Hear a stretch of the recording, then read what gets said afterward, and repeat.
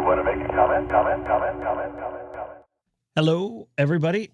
Welcome back to the Greg K6EGG live program, live stream, whatever you want to call it. I'm this guy right here.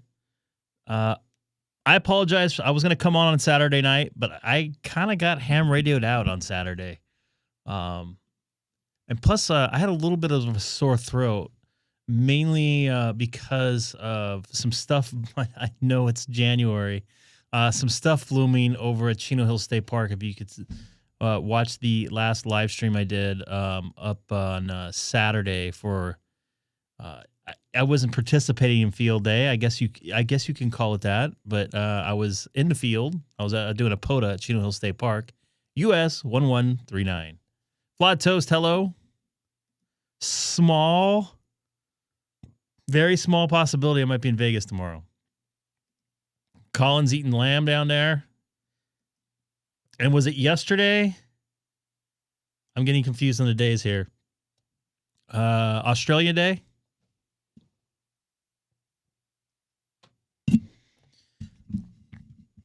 And if you watched my POTA video, Colin, I sat there. I had a straight conversation with somebody like they were sitting with me at the park from Australia. So very good band conditions going on in Australia when I was just doing 100 watts over at the POTA on Saturday. Joe, nice to see you in there. I'm playing a lot of FT8 today. I'm trying to get my 250.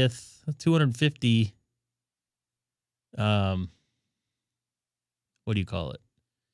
In for the different bands. So I was rocking on 10 meter. I was actually on FT4 and moved over. I'm like, you know what? FT4 has been good to me. So I went back over to FT4 on 40 meters and kind of played a little FT4 on 20 just to see, because you can get some quick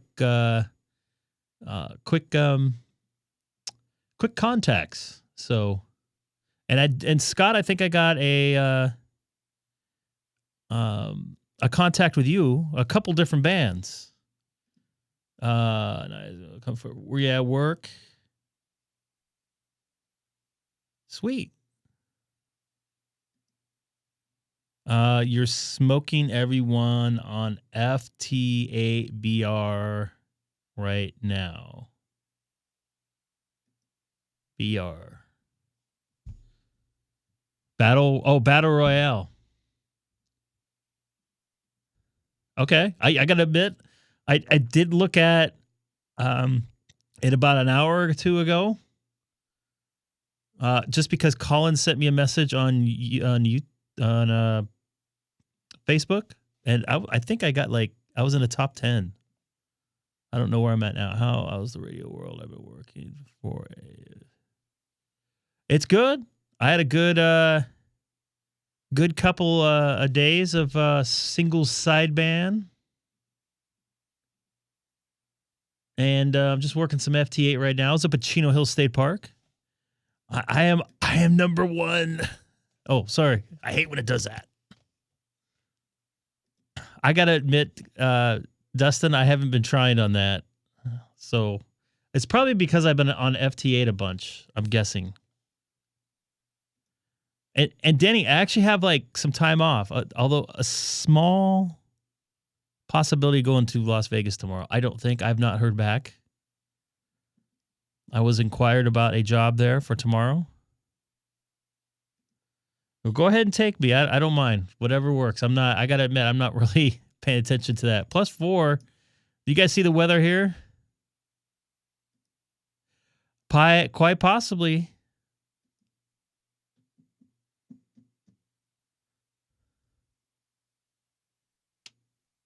Yeah.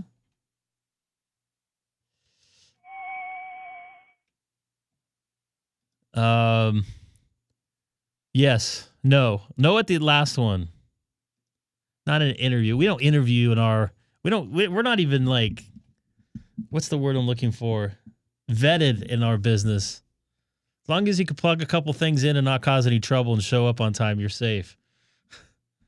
But you have to do there's 5 criterias. You have to get at least 2 or 3 of them to be safe in my business. Not all of them, but if you're got a couple of them, you're safe.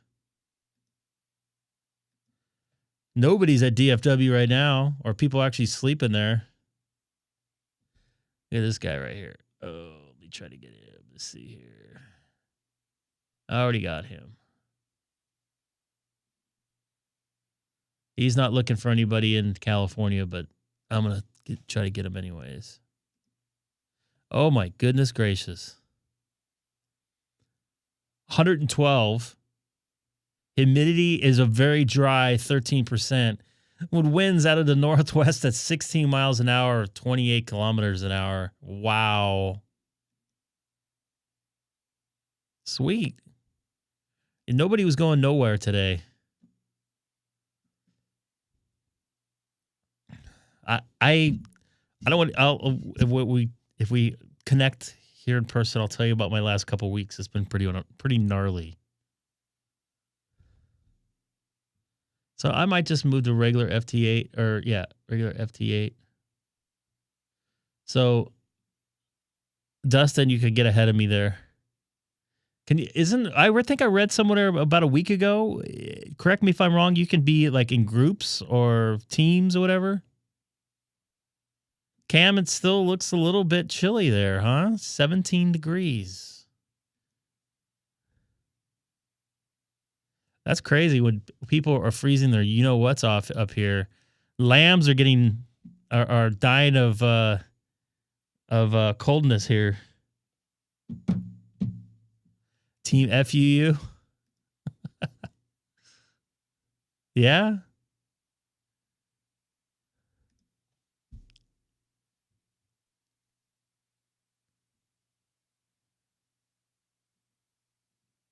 I think I got this guy on 40. Actually, I don't have it on 40 FT8. He has a nice looking shack. That's pretty cool. I like that. I like looking at shack pictures and seeing pets on their QRZ page. There's nothing wrong with that.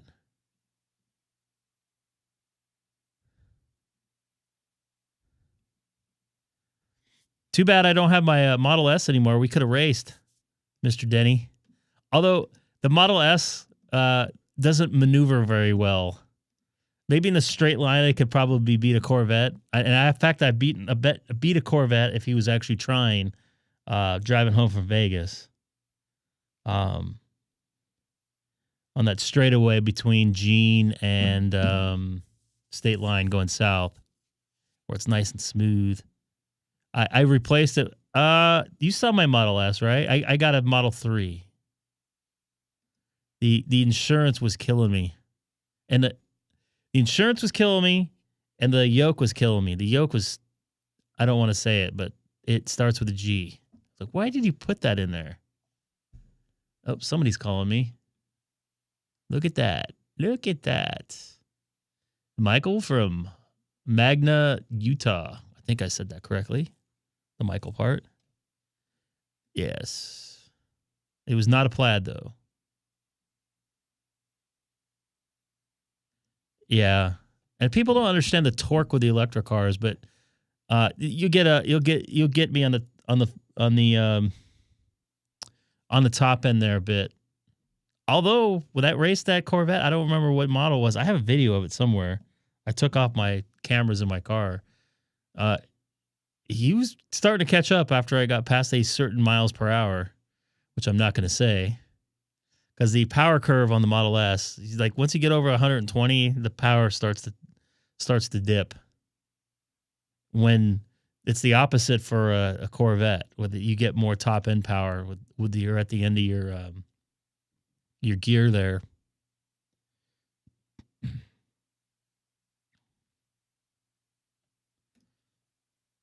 That sounds like an August in California to me. You know, Denny, don't take this the wrong way. I think I mentioned this before. I always wanted a Corvette. I was saving up. There was, in like 1997, I liked that model Corvette. And in like 2002, I had enough money and I was going to go buy one, and I went in for a test drive. Absolutely hated the way it drove. I don't know why. I didn't feel comfortable in it. The lowness of it was part of it. And I just felt too, I don't know. It just too, I don't know. It was a weird feeling. I just didn't like it. I like the way they looked though, but I did not like the way they drove. Yeah, it almost made somebody sick in my car. And I think I mentioned this before in my S in the parking lot at work. One of my buddies from work wanted to go he's like, "Oh, I heard they're fast when you take off. They're not that fast." And anybody that's been in a Tesla, the torque is like it's instant power. Like if you have I think my Model 3 is like 400 horsepower and it's 400 horsepower directly to the wheels right away. It's not getting spooled up. It's there. And you just feel like, anyways, with the S, I think I had 780 horsepower. The Plaid has like almost 1100. Anyways, in my S, I took them for a ride and I went to launch mode, which is all the power to all four wheels. It's a dual motor. The Plaid is 3 motors, 2 in the front, 1 in the back. Anyways, I joked with them as soon as I got to launch mode, which basically kind of like lowers the car and spools up the power to send to the motors, almost said engines, motors that are in the wheel. I said, "Hey, can you open up my glove compartment?" And so he leaned forward and he tried to there's no way to open it with your hand. You have to, it's something on the screen. Cause I knew it. I knew. And as soon as he did, they leaned forward. I jammed it. And so he just, I wish I would have videotaped it. Okay. Kyrgyzstan. Anyways, he literally almost got sick. And he's like, "Dude, that's way too fast." It's a classic Tesla move. Yes.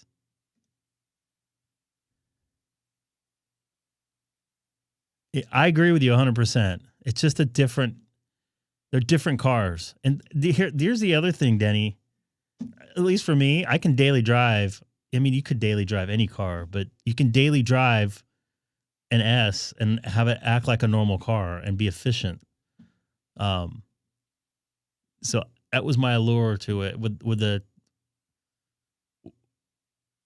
Corvette, I couldn't really daily drive it and put stuff in the trunk. I mean, it wasn't. And then it's not that kind of car. So, and I wasn't expecting that, but it's hard to have two different things. Hey, nice to see you in there.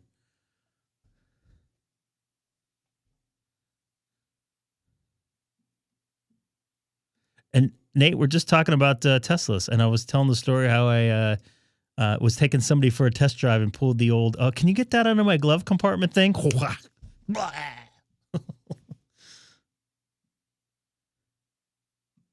Sunday cruising. What did you go up to, Willow Springs, or did you go up to Pahrump or something? One of those. That's a long way. What did you have before? A Camry or Tercel or something weird? Or you had some sort of Toyota.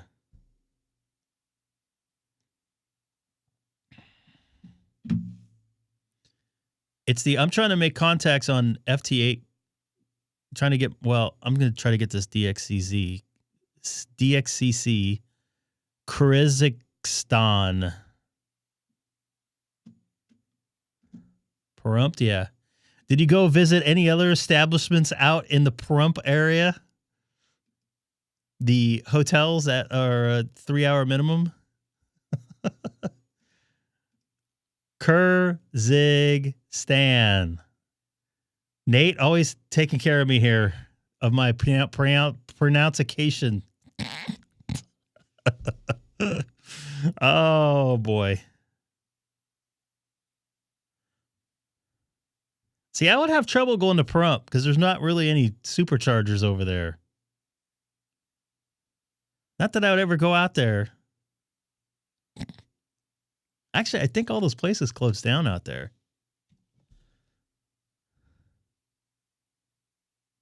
I would like to go to a 160 meter FT8, but I'm gonna get Scott here at 40. It's not quite open for me yet. It's only 6 o'clock. The sun just went down.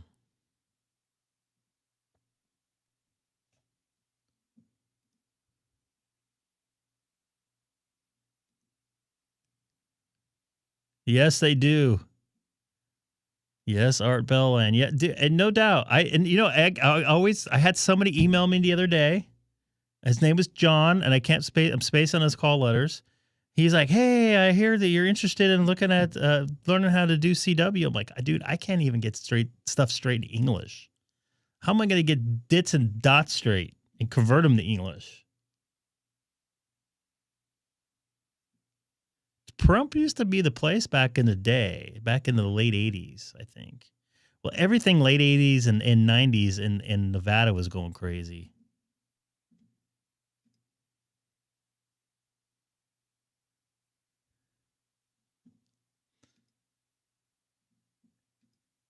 Well, let me move my transmit. Try to get me now.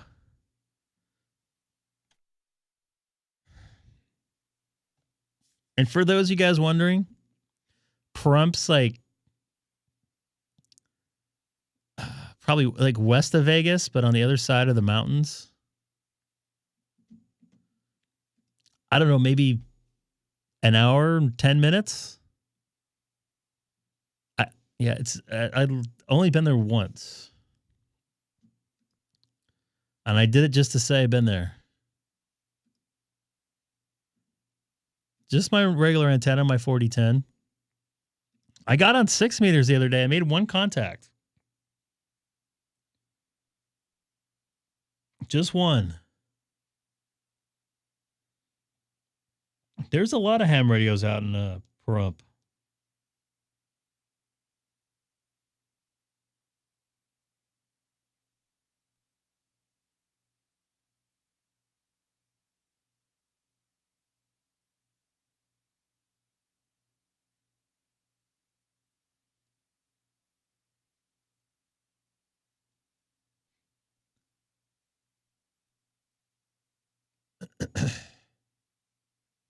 KK7UFN. Chris Kit in Boise, Idaho. You're on the clock.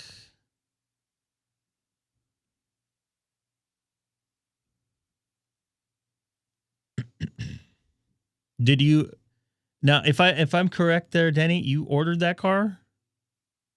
But if my understanding was correct, or you reserved it, you knew it was coming in, or something like that. I don't know if I mentioned before. I really.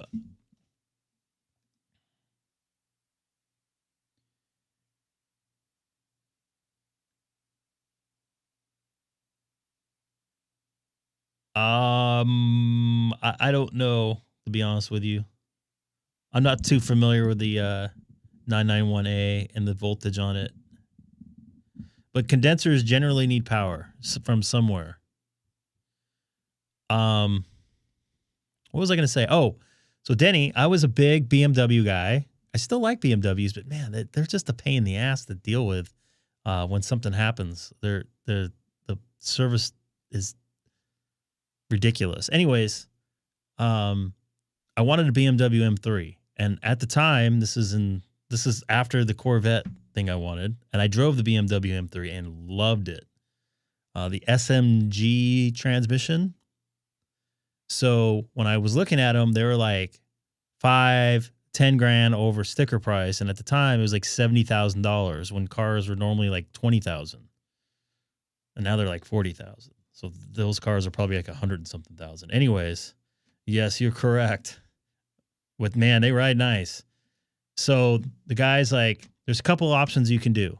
You can do European delivery, which you go over there and you buy the car, you drive it around for whatever, a week or two, whatever. At least I think they said at least 72 hours. You ship it over. It takes like, I don't know, a month. I don't know, something like that for it to get over, maybe more. I'm not sure. I think it was about a month. And you skip some sort of taxes of some sort.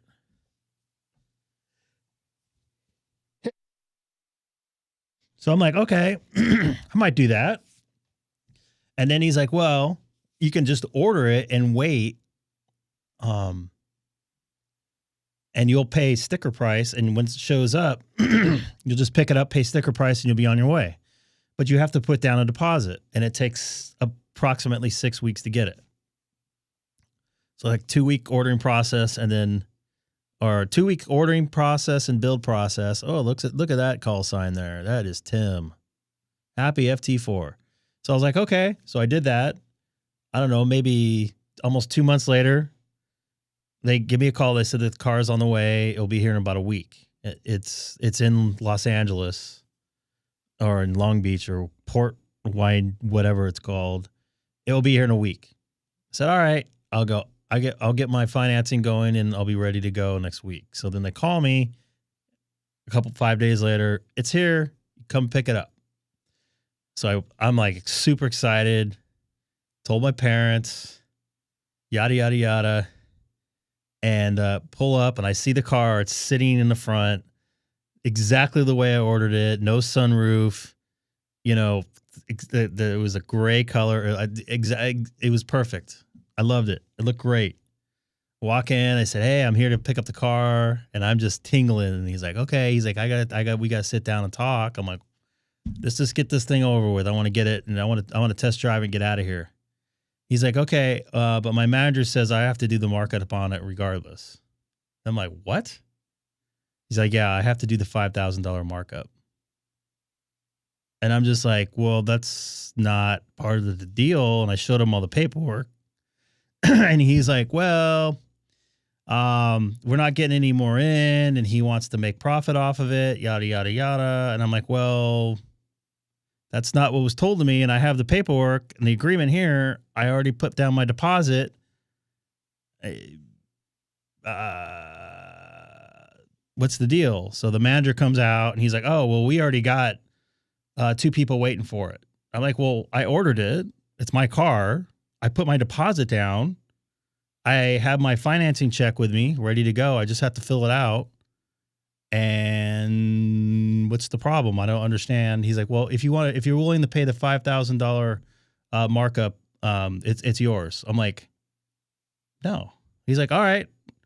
He walks away, right? And I'm like, and a sales guy is just kind of like, he shrugs his shoulders and walks away too. I'm like, this was in Ontario, Savage BMW that doesn't exist. I think it's called Ontario BMW because they got sued a bunch of times. Anyways, so I'm standing there and I go to the front desk. I'm like, hey, what's going on here? And she's like, I don't know. You need to talk to your salesperson. And so I walk over to the side and the guy's on the phone. He's like, yeah, it's ready for you to be picked up. And he's like talking about my car. Like he's on the phone with somebody else. So he hangs up the phone. I'm like, hey, what's the deal? He's like, we'll get your deposit check to you within 24 hours. And I'm like, that's it? He's like, yep. Have a nice day. And I'm like, wait a minute. I wait almost 2 months. I put my deposit down. You have my money for 2 months. I have paperwork that say you were supposed to honor this car price. You raise the car price $5,000 by the time it gets here. And he's like, well, you have first dibs on it. I go, that's not how it works. That's not how. So I called the BMW USA and they're like, no, that's not how that works. That's your car. If you agreed upon, I ordered an M3 BMW. It was a 2004. No, that was a 2005. I ordered it in 2004. And BMW USA is like, no, that's not the way. And they were like reading to me, no, that's your car. They have cars set aside that go to each dealership. And this was an extra car that I ordered. So it wasn't part of their normal inventory getting. So they were taking advantage of the situation that I ordered that car just so they could make an extra $5,000 profit. Basically what the person said on the phone. It was a SMG. I think it was an E46. Gray in color. Had the park distance control on there.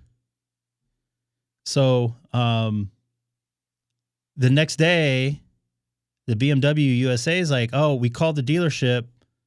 They have not sold the car. We're going to work. You can work something out with the dealership. So I called the dealership and they said, we'll be bringing by a check to your house for your deposit. The car's been sold. And I'm like, I just got off the phone with BMW USA and they said the car was still available. It hadn't been sold and that you're going to work something out. And they're like, well, that's what we're working out, that it's been sold. And I'm like, and because they gave me back my money with $20 of interest per the state, I couldn't sue them because they didn't do any wrongdoing. But according to their policy with the national chain, because BMW USA is not actually owned by BMW. It is, but it isn't. It's a separate entity. Anyways, BMW USA was like, because I guess this happened a couple of times, that the dealership was very upset at them and was about ready to pull their franchise from them because they're franchises. I guess that's how that works. The dealership is not like owned by the corporate. So fast forward, I don't know, 2 years, they got for some reason the name went away and it was called like BMW Ontario or whatever. So those people got what they deserved. So yeah, that's not cool. That's actually a pretty normal process from what I thought, from what I understand afterwards. No. I'm talking about from like 10 years ago. Actually, it's probably 20 years ago now. But I still wanted that car, but it really soured me. So after I got a 330, I don't know, 2011 330 after I moved into this place. And I decided to get a second car. Sold the 330, bought a Prius for commuting, and then bought that same model with some different features on it, 2005 M3, and I had it, I don't know, maybe a year. I just didn't get to drive it that much, but man, that thing was fun to drive. Just talking about how I got hosed by a BMW dealership. Nothing to do with radios. And you know what? You're right. And I don't understand why car salesmen are so freaking bullshit. From the sales department to the service department, they are shady. So I had similar problems when I bought my Chevy Volt. I did not have any problems when I bought my Prius. I actually bought it from a John Elway dealer. I don't know if I've mentioned this story, but I went in to finish up signing some paperwork. It's right over in Ontario. They've since sold. Had a great experience. And I joked around. I go, is John Elway ever here? And he's like, yeah, he's actually in the back, but they're doing a Christmas party today. You want to meet him? And I'm like, sure. So he comes out, sits down in the office and BS's for a couple minutes and seemed everybody seemed very friendly there. It was John Elway Toyota, Ontario. Bought the car, walked. They didn't try to push me in a bunch of extra crap, which would, after you deal with the sales guy, I think he just asked me if I wanted an extended warranty. He's like, well, the Priuses, you don't really break, so you don't really need one. I'm like, okay. So, and I was in and out of there like an hour and a half. But my Volt was a joke. They had a price, and then I got there, and the car had a bunch of stuff on there. Dealer added stuff that I'm like, that's not what was in the quote. I got it doesn't matter. I'm not going to buy that car. So I ended up buying it, but I ended up getting it for the price I wanted with other extra stuff on it. I bought my first truck when I was in the neighborhood. Nice. Yeah, John Elway was super nice. No, and that place was very, very. One of the reasons why I went there is low pressure, and it was low pressure.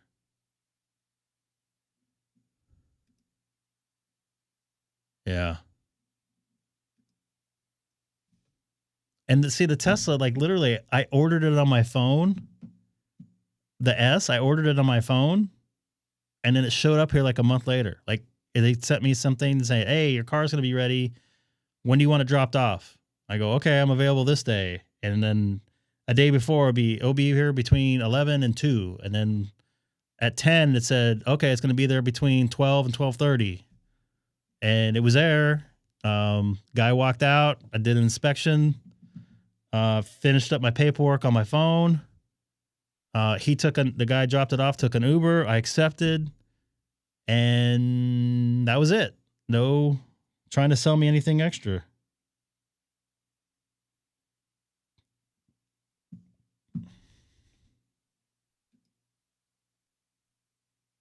Local dealer is low pressure. I've had right here.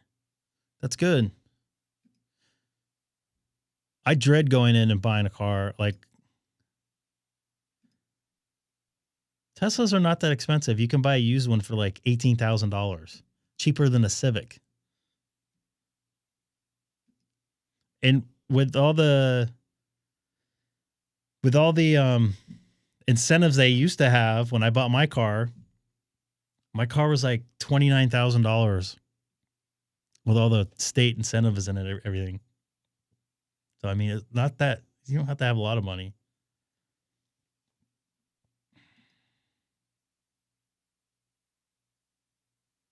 I think you're better off debt free than rich.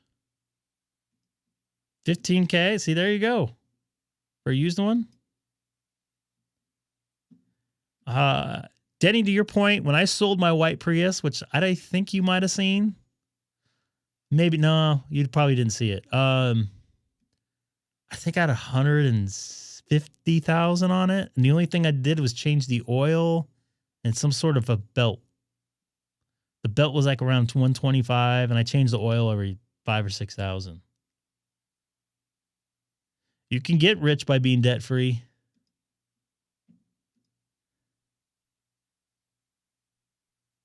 Yeah, you're not wrong. You're not wrong. They're good, efficient cars.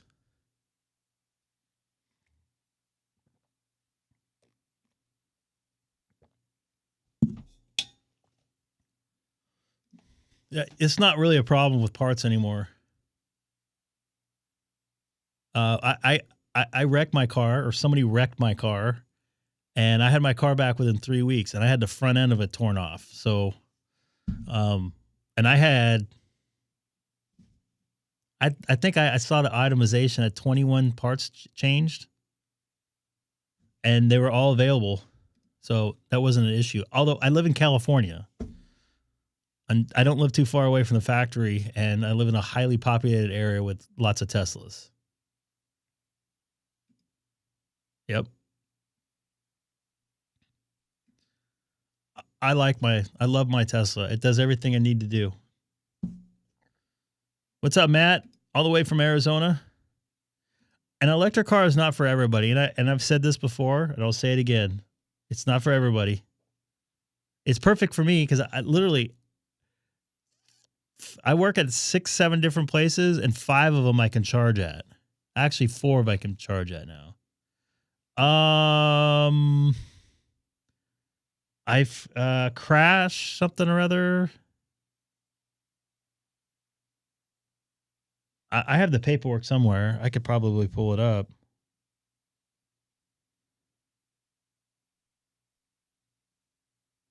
Let me take a look. I was very happy with her service.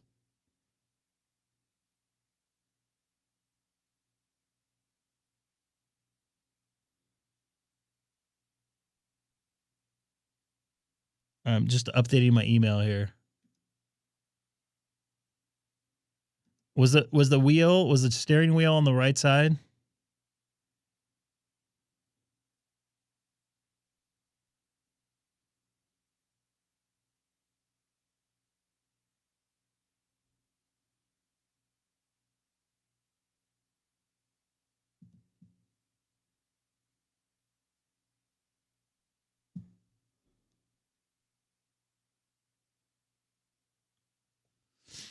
I got a DX on here, huh? What's that? Austria? Finland.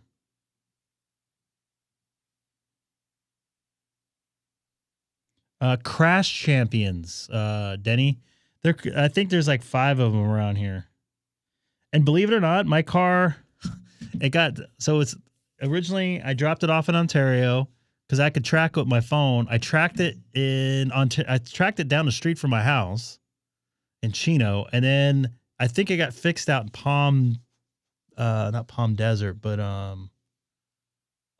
what's the name of that city? Coachella. I was very happy with their service. They were very nice. They're actually probably better than my insurance company. They gave me more information than my insurance company would ever give me. They called me back right away. In fact, I actually got my window fixed from them because it seemed a little bit easier to deal with. But yeah, I was very happy with them. Are they nation? I guess.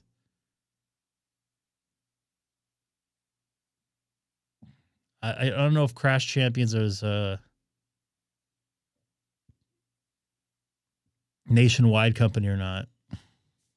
But anybody. So the other thing is Tesla's really strict on if you get in a wreck, you put on parts that aren't Tesla, especially electronic parts, the car won't work, or it will give you error messages. And all their car parts that were put back on my car were original Tesla parts, including they have a Tesla trained technician that programs the computer and stuff like that. So it basically was like going like Tesla, but not the same price. Because I heard Tesla's crash collision is ridiculous, and it's the same as what I dealt with. I couldn't even tell my car was in an accident. Doesn't drive like it, and they thought they were going to have to replace one of the front motor because my wheel got pushed into it, but they replaced the wheel and the I don't know what that's called, the crank arm, where it connects to the wheelbase. That part got busted inside because the car got pushed in. A lot of damage for a 5-mile-an-hour wreck. But I'm not sure. I don't understand cars too much. But they were worried about the motor, because there's the motor's in the wheel, and if the wheel gets pushed in, it messes up the bearings in the motor, I guess, because it applies pressure to it. I guess. So they're worried about that, but they took off the motor and inspected it. I guess they threw it through a machine and they looked at it. No covert order the past. So, yeah, I was very happy with my, well, this guy wasn't really a contact, so I got to go back in here. In normal cars, it's called a drive. Yeah, so I guess where the bar goes in, there's like a round piece, and it cracked from the pressure, so they had to take that part off and redo it and put another one in. If that makes any sense. Pardon me for my elementary use of terms here as far as car parts. I'm sure somebody that knows cars would understand what I'm talking about.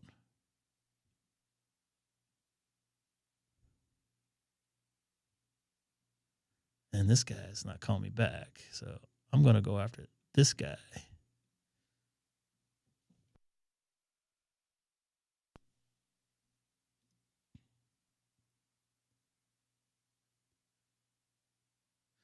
I don't like the Cybertruck. I think they look stupid. I don't mind the metal on them, but they look like an unrendered 5-year-old drawing. The inside of them is incredible, and they drive amazing. But they should have made it like a normal truck.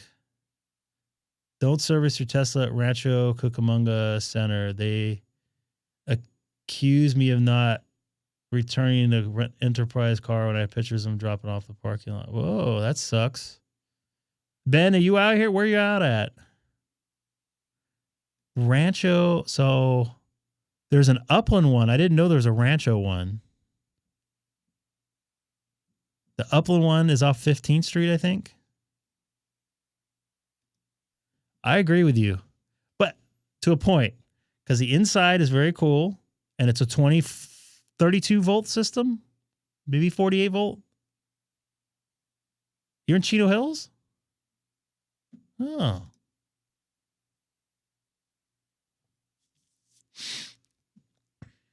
Interesting. Oh, we've chatted, right? Yeah.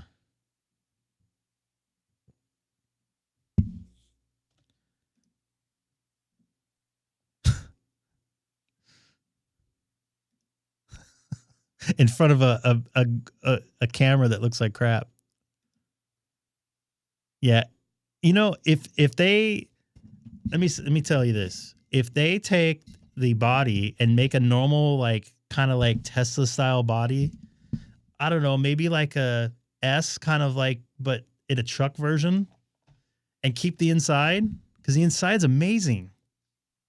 And I don't know if anybody has rode in one. It is a smooth, quiet, fast ride. But man, they look like shit. What do you...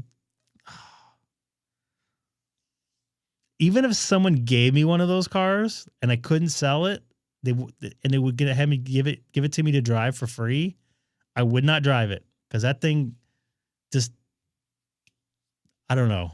Well, number one, it wouldn't fit in my garage.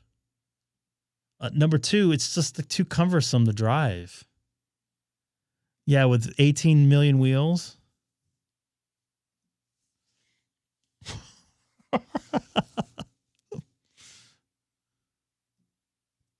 My guess is if Elon was smart, and I think he's a smart guy, I think they're going to redesign it in a couple years and not make it like it is now.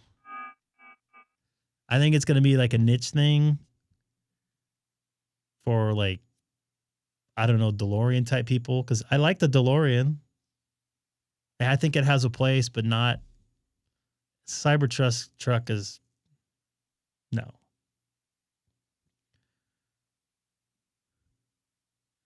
Let me take a look at this FT8 battle here.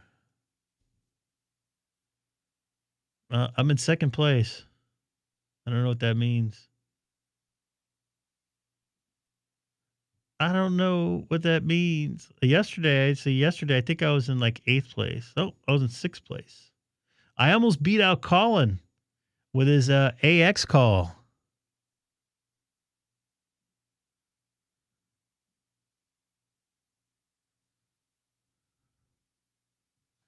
Yeah, and they're not going to sell them. They're going to, I think they just start selling them in like Saudi Arabia and stuff. So they'll sell about 400 of them down there, and that's it.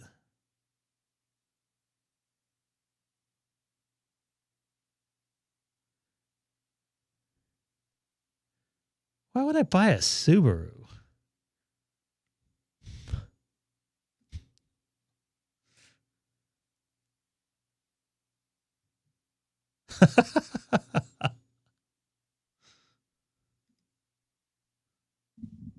We used to see a lot of those back in the day here. I'm not a tree hugger. I do things to save my money, not like the solar panels save me money. It keeps me away from the corrupt electric system grid here that's floating through California. I am not a Subaru guy, but my sister-in-law drives one that's pretty reliable. It's like 20 years old too, but I'm not a Subaru guy.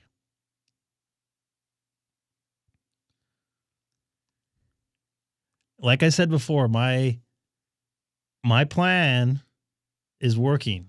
When I bought those solar panels, it fixed 2 problems. Number one, I don't have to pay electric bill here. It's paid off. I paid it off 7-8 years ago. It's done. Actually, 9 years ago now. Number two, I don't have to pay gas to go to work. So literally, I'm saving myself $700 a month. I don't have a lawnmower. I ain't got time for no lawns. No, I have a very nice gardener named Romo.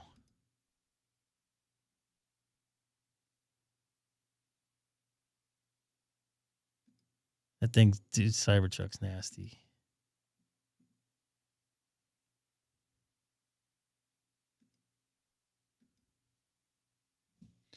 FT8's getting a little quiet.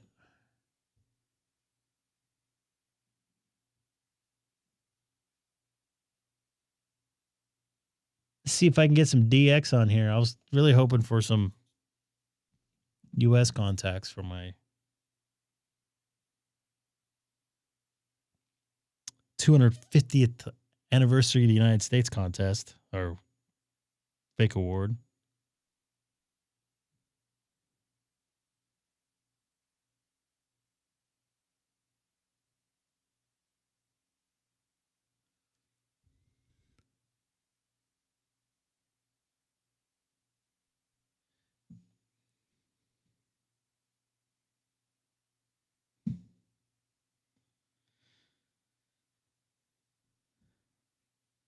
Looks like there's a second. So I don't know if you guys follow the bald eagle things here that are actually up in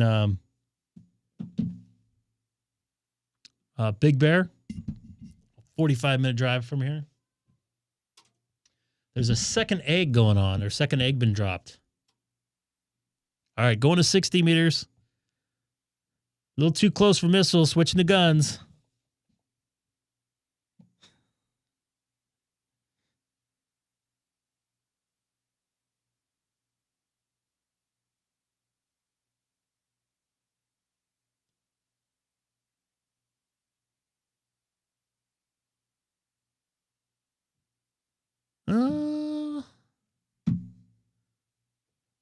There is some contacts that could be made here.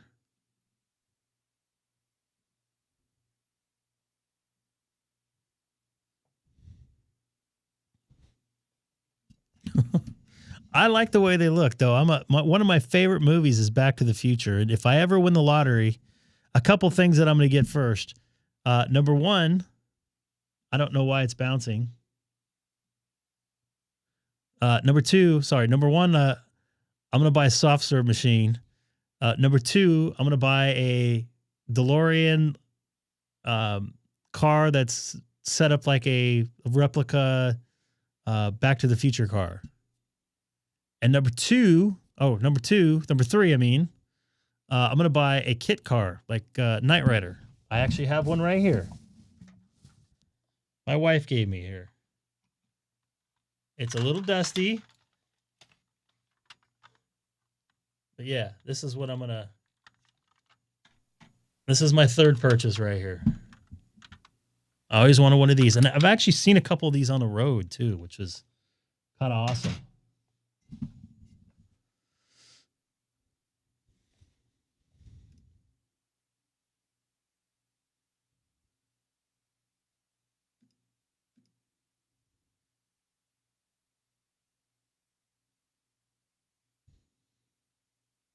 And for those of you guys don't know, Back to the Future is filmed a short 3 miles away from this very seat here in the city of Chino, California.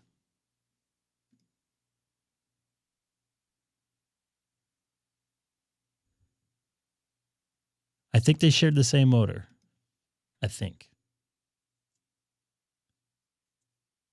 Fall Guy truck is nice. I'm not against that. I know exactly what you're talking about.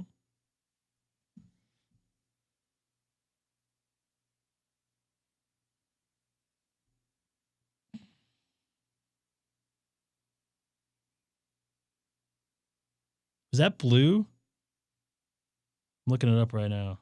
Nope. Brown. That's right.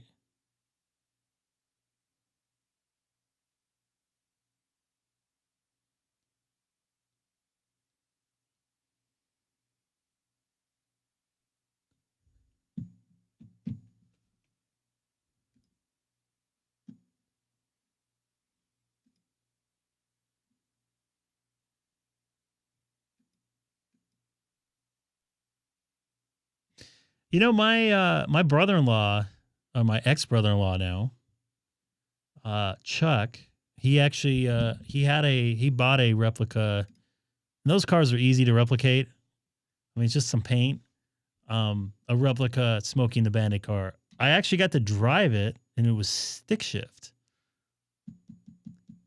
A 4-speed, I believe.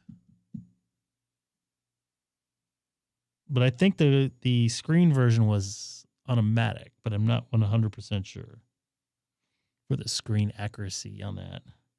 Nah, I'm not in the General Lee kind of car.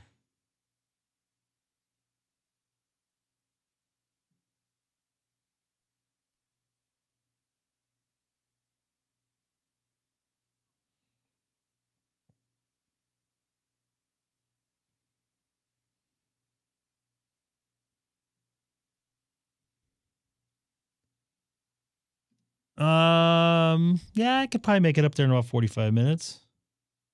Not right now.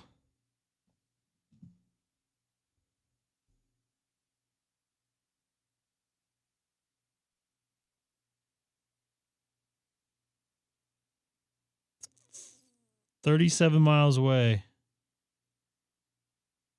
This says right now, because of traffic, it says an hour and it says an hour and 23 minutes.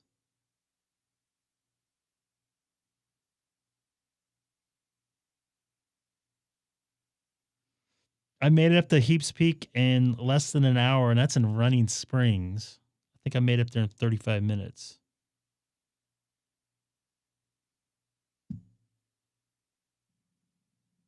Potential spam. Let's pick it up. Hello?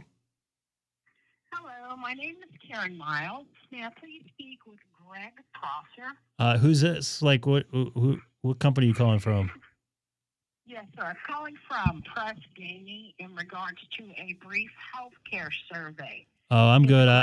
Available? No, he's I think he died. I don't know what happened to him, but this isn't his number. I'm sorry, sir. Did you say he was deceased? I believe so. This might be an old number or something.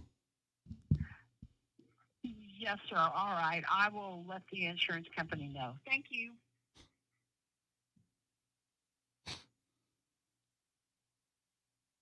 Let the insurance company know?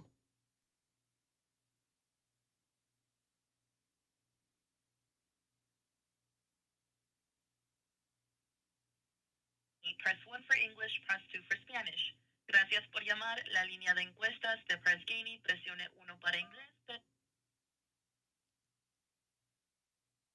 Thank you for calling Press Gaming. My name is Sergio. For quality and training purposes, this call may be recorded. How may I help you today? Yeah, I'm getting spam calls from this number, like asking for surveys and stuff. Is this like insurance company of some sort?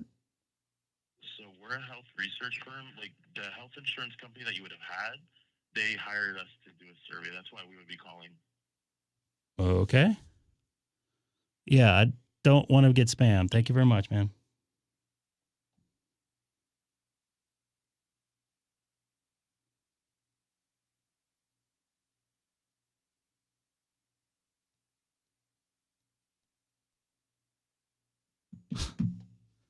People calling. I'm looking dead.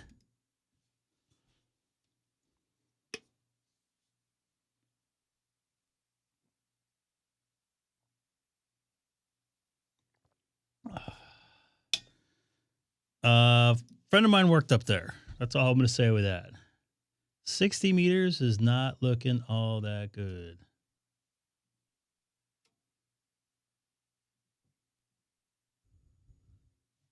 No.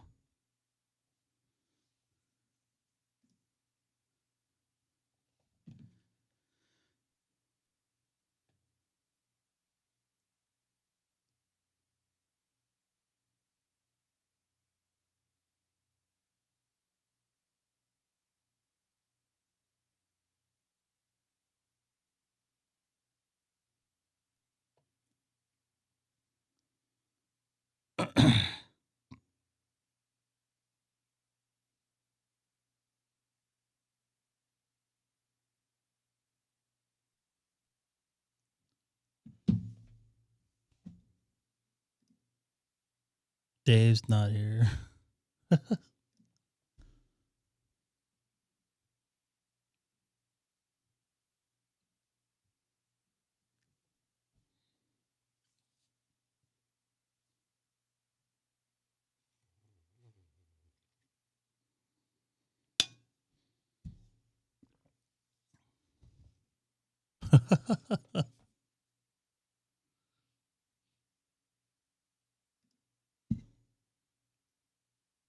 $80 meters is even not. Oh, there we go.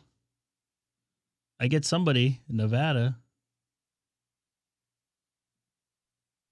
Yay! Gotta get a contact on 80 meters. How far away was Cheech and Chong filmed? That was filmed in LA, I believe. Pretty far. I've been seeing you on the bands.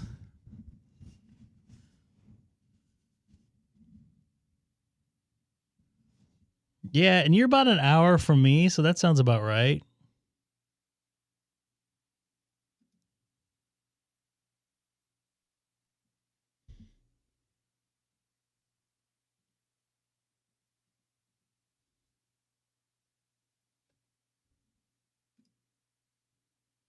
There's nobody in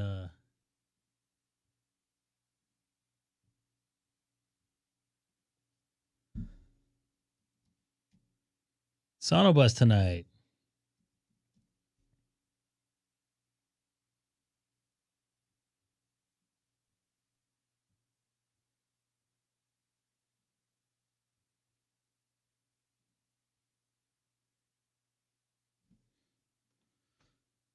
I was trying to upload my logbook of the world.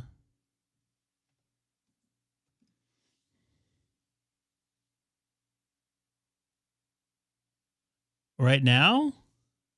Right now it might be. Yeah. Most of it was filmed in LA, not close to here. That's like 35, 40 minutes from here.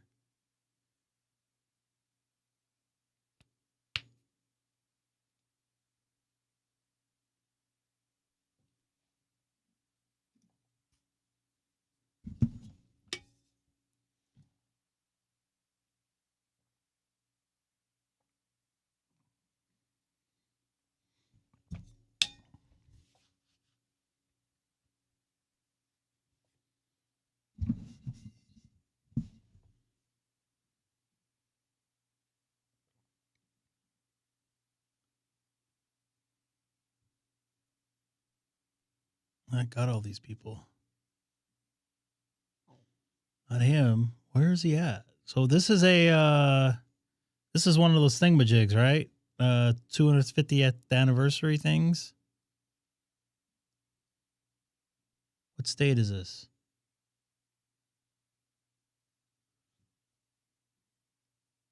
So it's probably Rhode Island. Right?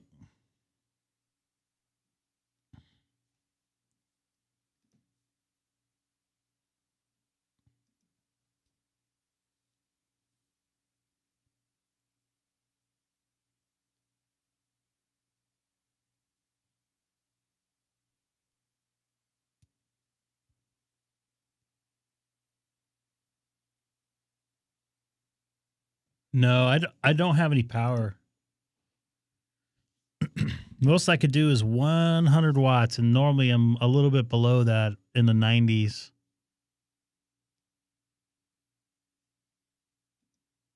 I'm very full for my Chick-fil-A. 9 land. It said the page was managed by Rhode Island, but that could be old.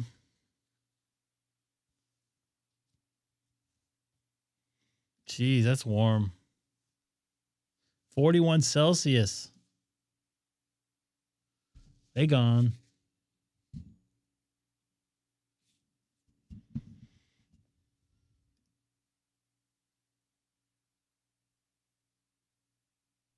Yeah.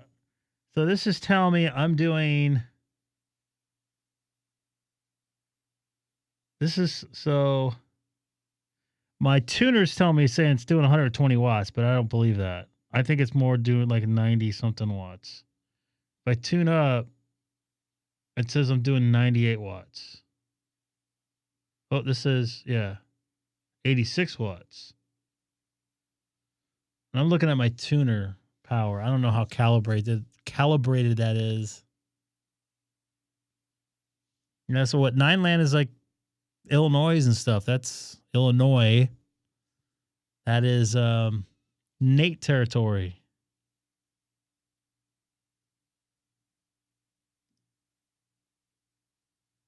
What bands have I seen you on? Maybe heard you. I honestly don't think you need a lot of power with FT8. I mean, I don't think you really, I don't want people to hear me that I can't hear.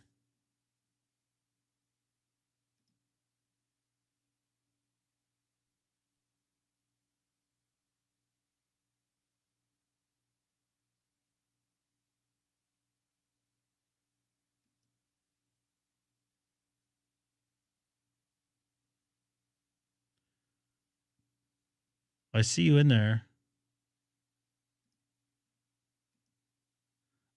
And Dan, by the way, I had to be in Inglewood the other morning at 10. I left at 6:45 and was almost late. I'm minus 25 to him. Wow. I may not be able to make the contact.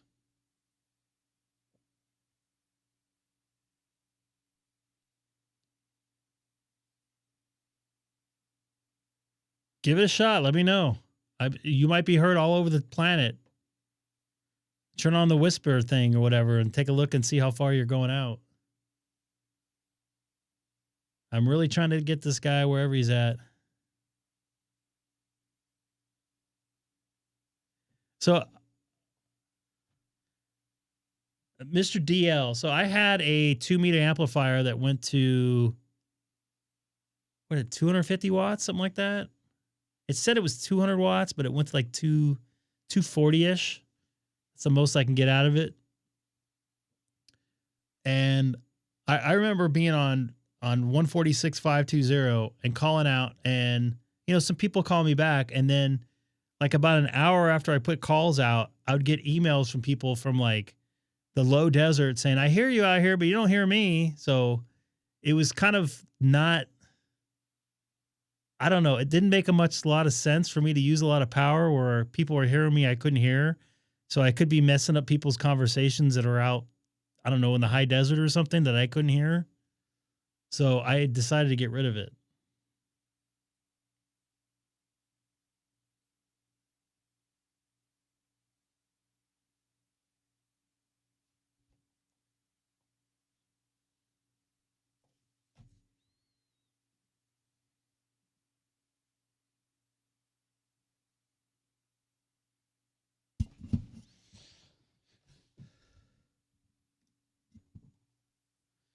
There's a certain person in Southern California that's probably not too far away from you that has a massive station that does similar to what I was talking about. And I mean, it's fine if people want to talk, but there's no reason to run full power or a lot of power if you're trying to have a conversation with somebody 4 or 5 miles away. And I heard this person way out past Linwood Road off the 15 in Barstow, 100 and whatever miles away. Yeah, 520. Not naming any names, but it's in the Santa Ana area. Great sounding station, but you don't need to have all that juice. I'm sorry. I mean, you can have it, but you're not, it's counterintuitive. Does that make sense? So what if I was in the high desert and I wanted to talk to somebody that had 5 watts and I can hear that station in Orange County clearer than I can hear the station that's 3 miles away trying to have a conversation than 5 miles away. I don't know. So that's kind of how I felt about it. The only time I really use it when I was trying to make contacts on like distant contacts on single sideband it was upper sideband, wasn't it? Yeah, it was upper 144 200. I think I made a couple contacts with people out in was out Lone Pine was one, and trying to think of the other city by Laughlin.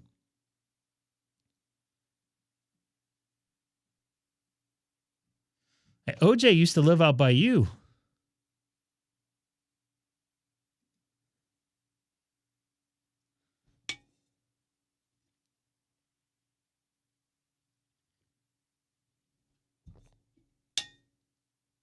So you're welcome to do that. I'm just saying it's a little counterintuitive. If you're going to sit there and rag chew, you don't need to have all that power, especially if you're talking to somebody 5 miles away. Just saying. Great sounding station, but my personal opinion. Doesn't mean it's right. I'm just saying. From experience. I'm going to go to 30.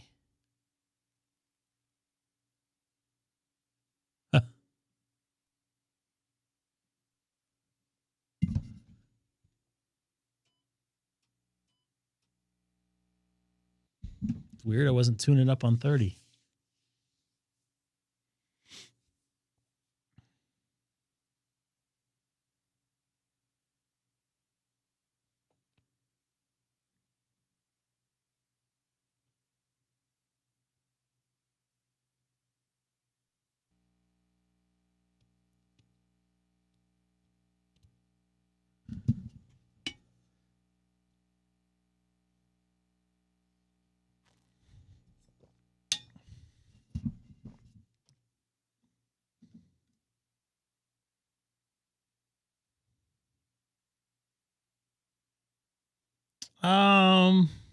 I don't know if he's running power. He has a good sounding station, but it's not. I don't think he's running power. I thought that thing's turned off.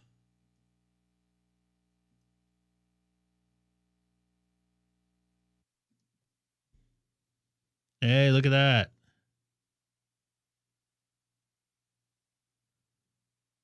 Look at that.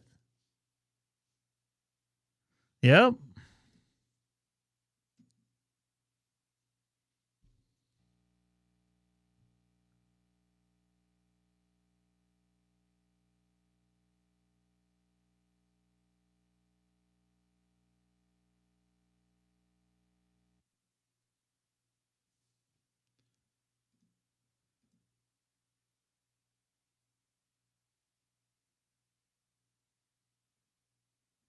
Yeah, I don't think he's doing.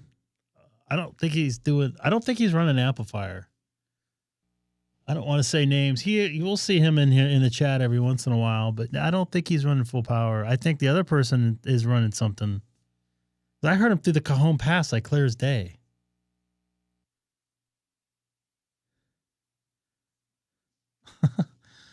And talking about his grounding.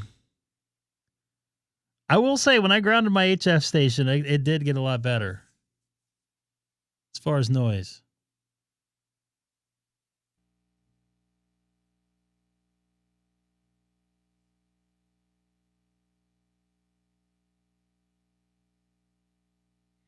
Yeah. You know what though? I gotta say he helped me out. He's helped a lot of people out. I don't think Denny's in here. We all had lunch with him a couple times. He brought me into sideband, and that brought me in a whole other world of this. It got me into DStar. So yeah, he's a pretty good ambassador. He's a character though. You are right. And you know what I mean by that. The last time I was at HRO there in Anaheim, he was there.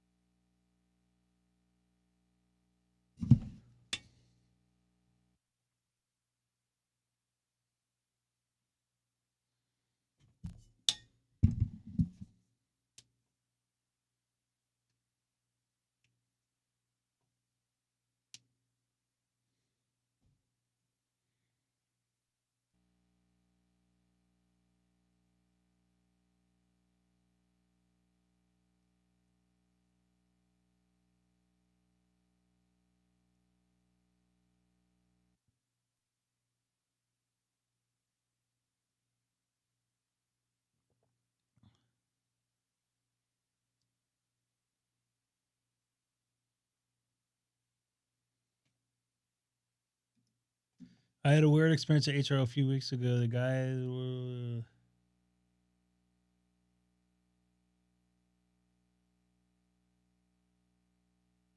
yeah. What's up, Bert from Calgary? Hope you're staying warm up there. Yeah, Danny. I was telling everybody, and we're talking about a certain somebody that lives a couple miles away from Knott's Berry Farm. How we all had it was late breakfast or something over in Fullerton, if I'm correct.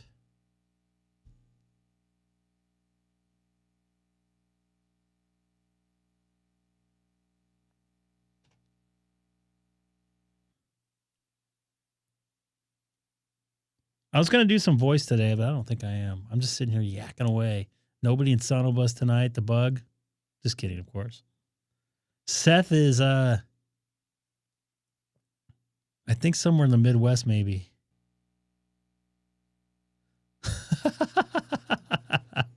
And talking about grounding the whole time.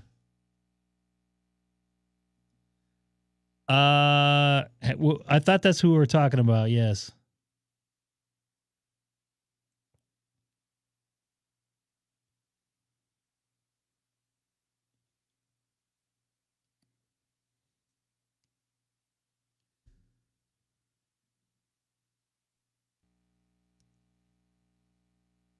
Craig. Ted, welcome aboard. Nice to see you in here. I'll be coming on a lot this week, maybe.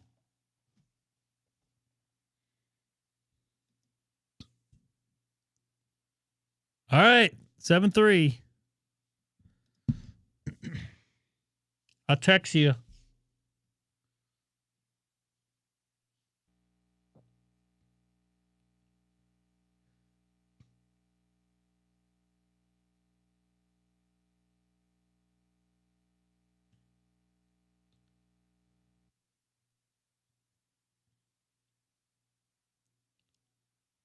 Craig, come and get me, dude. I know you're watching. What part of Florida that is again? It's down south. It's towards Naples, right? No, I was wrong. Fort Myers. Well, Naples is further down. Anybody put anything in Discord?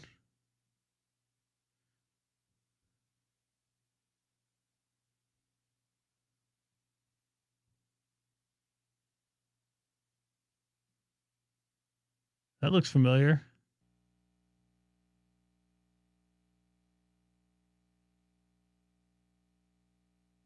That's a pretty cool setup.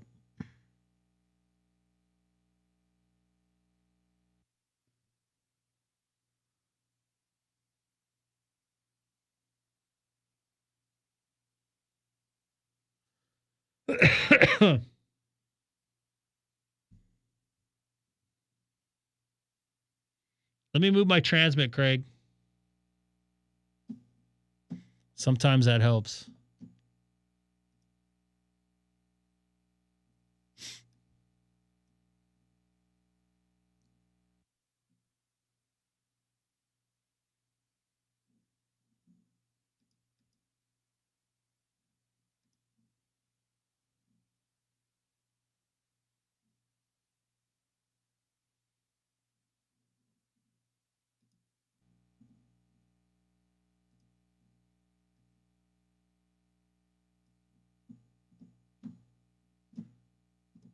That sounds familiar.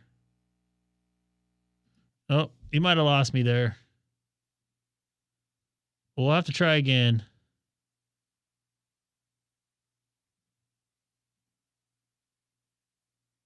I got him earlier.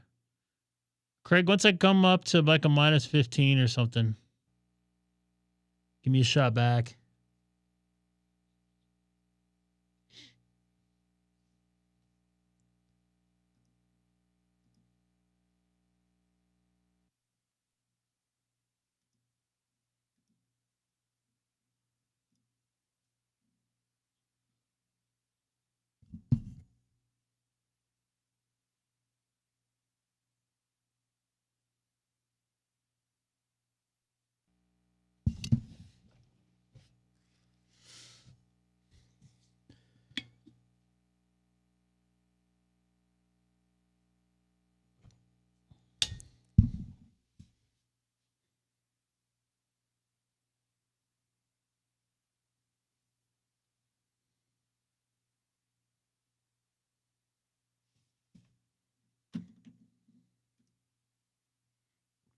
It's like the bands are starting to fade just a bit.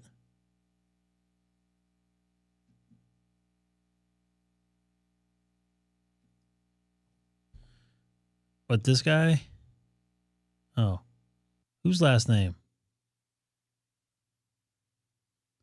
I think I lost him. How am I doing on FT8 battle? I'm in second place. And I'm beating this guy right here. Why didn't you put Sasquatch, dude? I don't know if you're still watching. He's got a lot of fake awards on here. I probably don't because I don't really pay attention to this thing.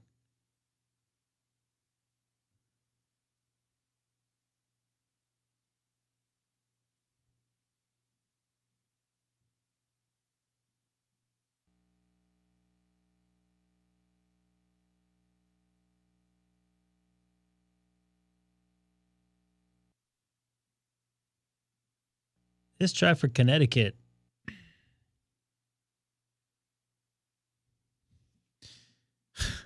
You eat at mine?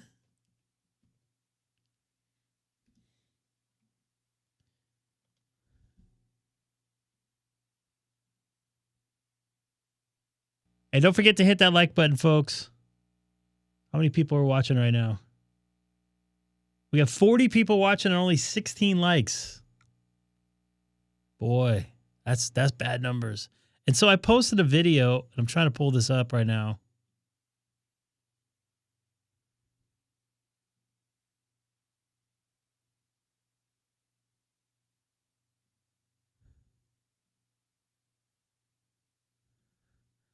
I don't know. I'm not very good at producing videos. I'll put it here in the chat.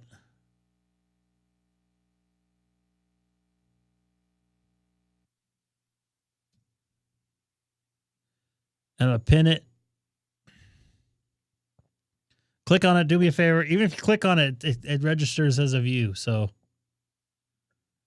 help me out here.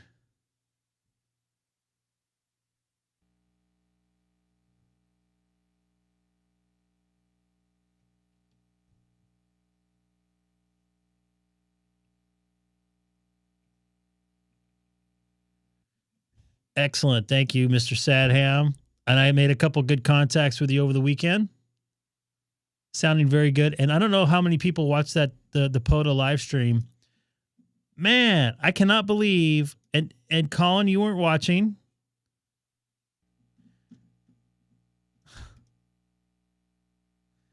You guys do your months backwards. I sat there and had a conversation with somebody in Australia for like 5 minutes without a problem. No, it wasn't going in and out. Like he was sitting right in my same park with me. Pretty amazing.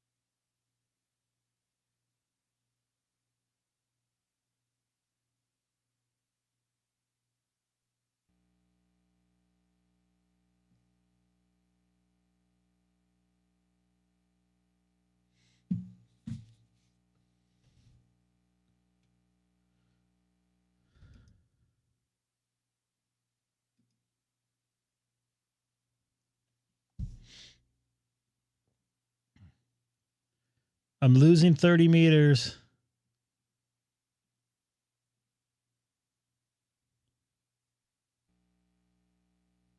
Oh, you know what? I'll try to get him. I don't think I have him on 30. I'm really trying to get U.S. contacts, but I don't have them. I don't have them in the logbook on 30. You know, go ahead and get them, right? Does that sound good?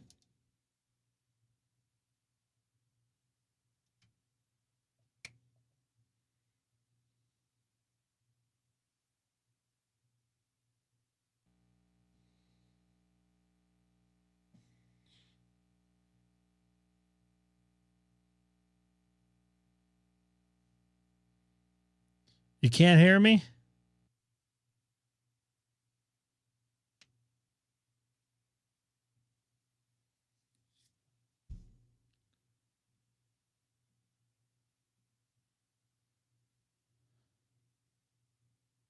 Oh, now he's called me back.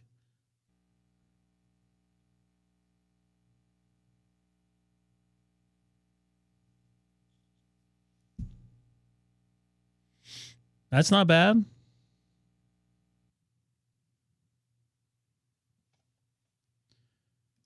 As soon as I'm done with this, I'll go to that frequency, 131.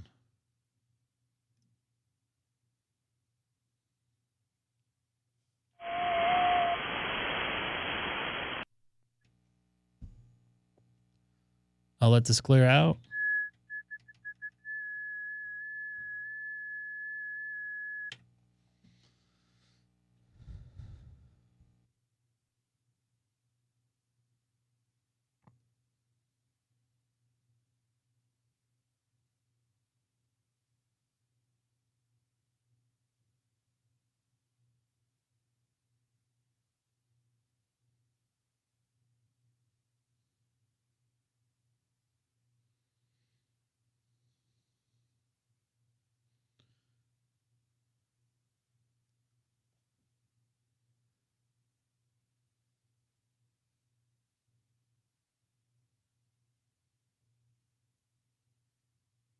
All right, 131 I go.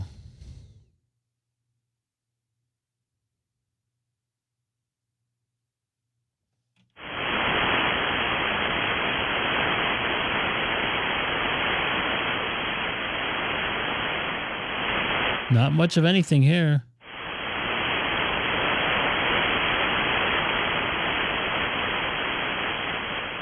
Is there any alt frequency in 40 meters?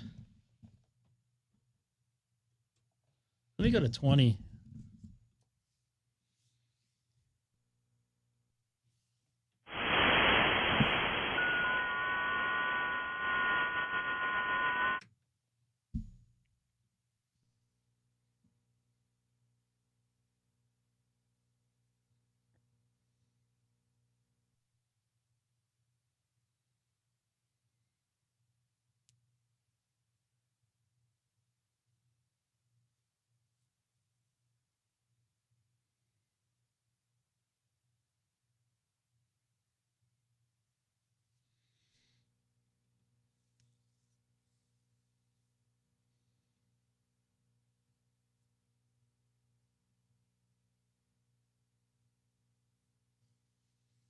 It's a Monday night, too, by the way, or Tuesday afternoon, wherever you might be. Today is my Saturday. Tomorrow will be my Saturday. Wednesday will be my Saturday. Thursday will be my Saturday. Friday will be my Saturday. Saturday will be my Saturday. That doesn't sound like you. Anybody have headphones on? This will trip people out.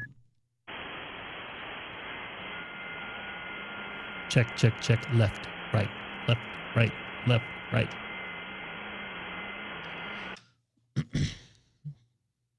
Let's get this guy. Oops. I think I got this guy on. No, I didn't.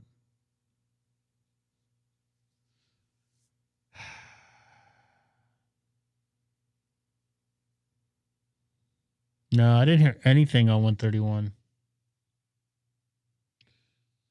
Does 40 meters have an alternative frequency?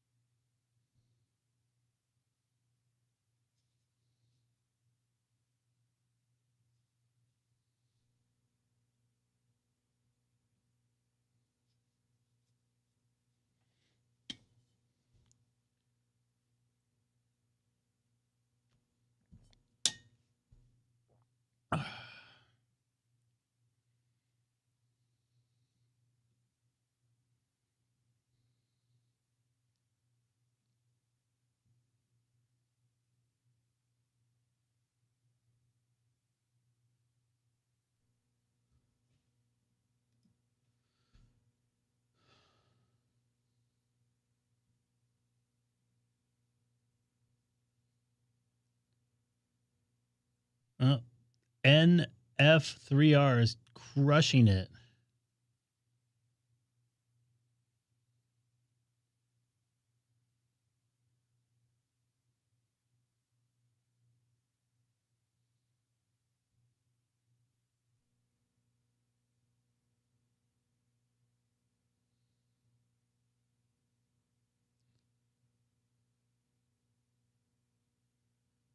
Why am I not in here? There goes the KP5. I want to be in here. Just kidding, of course.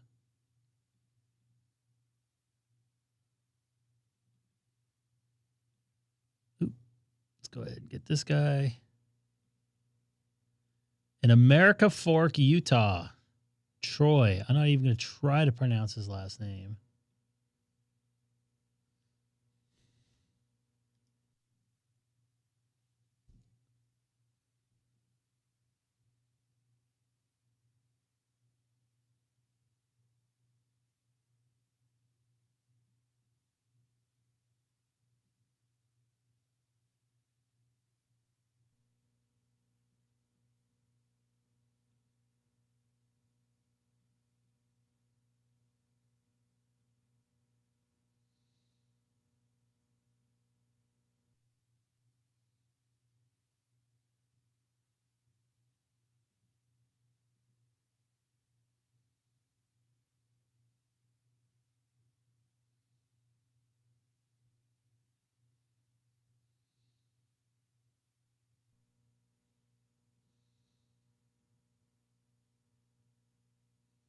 I don't see myself there.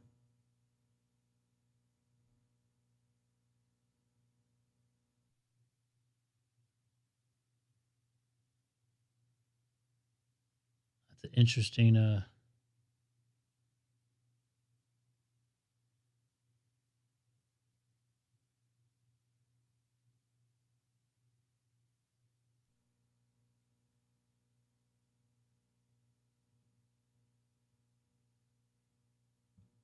where is this at? Indonesia.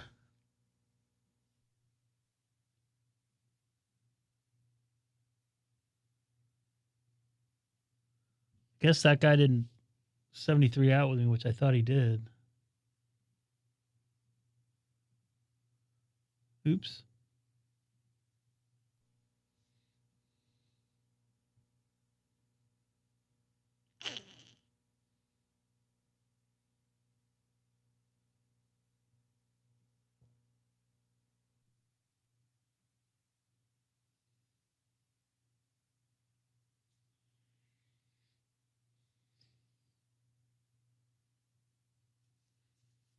She's frozen. Oh, there we go.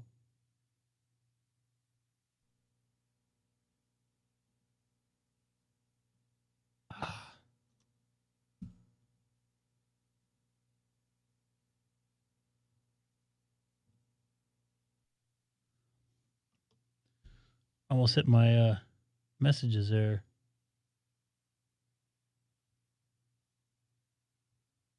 All right, back to 40. And what was the other frequency there? 740. So digital.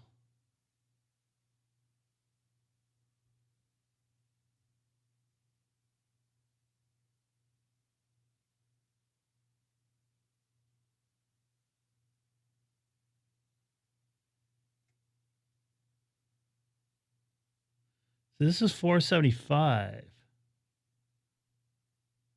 4.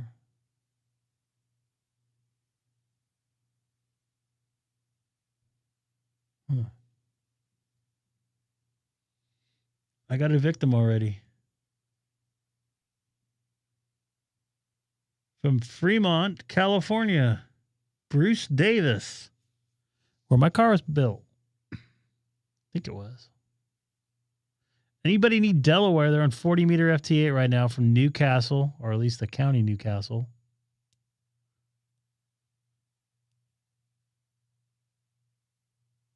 Didn't I get this guy an 80?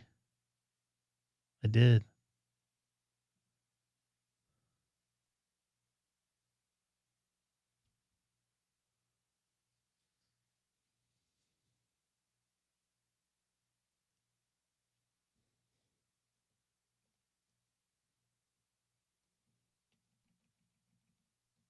There we go.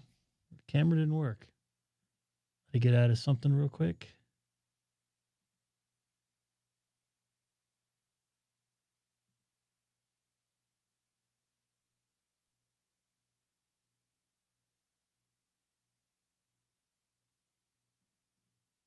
So this guy never called me back.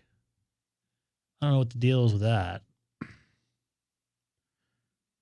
So I'll call this guy that's calling CQ from Georgia, Columbia County. I just got him recently. I remember seeing this. What is it? Oh, Wednesday the 7th. Okay, yep. I remember looking at this shack. I like looking at shack pictures. Looks like he's got a Yaesu down there. 2 Yaesus. I don't know what that means, Colin. You're confusing me. Don't you guys have the Australian Open going on right now in Brisbane? Did I say that right? What am I doing here? 464. Beating out the Sasquatch shark. You could be a Sasquatch shark, Dustin.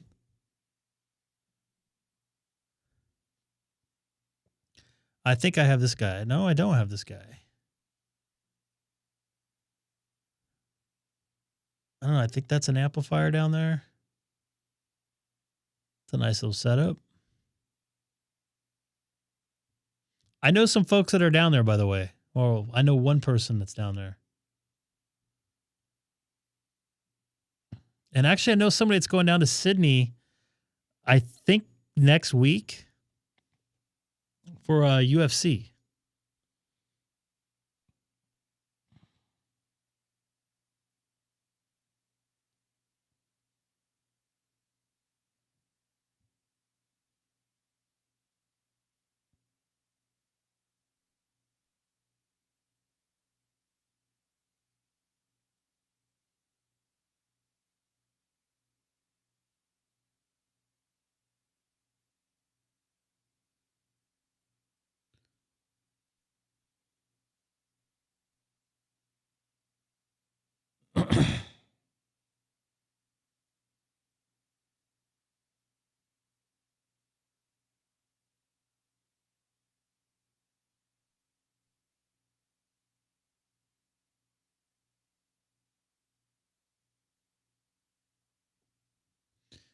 Wow. I'm having all kinds of problems here. Yeah, I wasn't seeing much on the 30. But you're close to me, so you... regular 30 meters? I'm going to use the restroom real quick.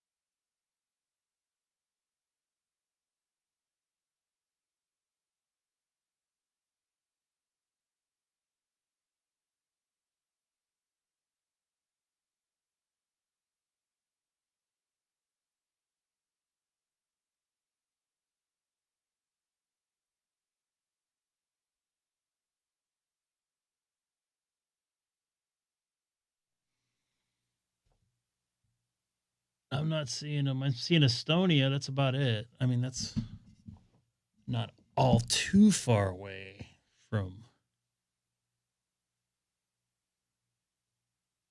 Belarus.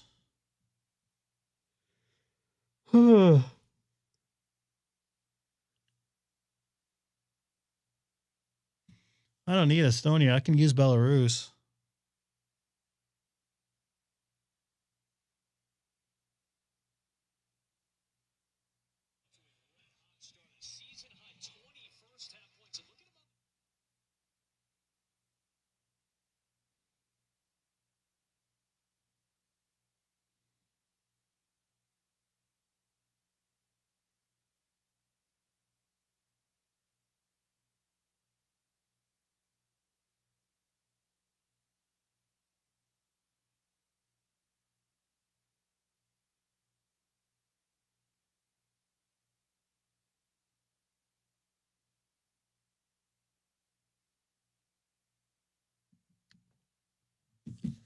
Not seeing it. What I am gonna go back to FT4.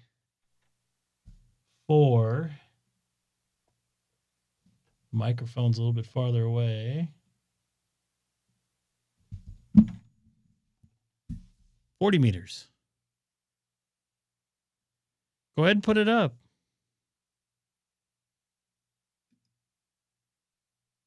I think I got that guy already.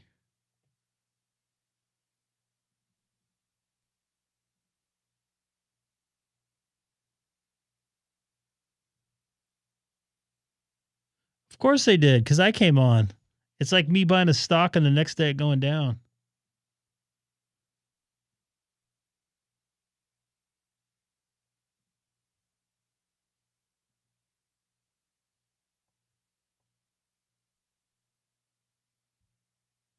What the hell?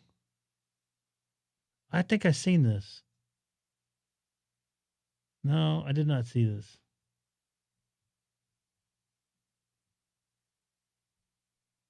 I'll have to look at this later. There's a friend of the channels there. He has a couple repeaters up in the Vegas area.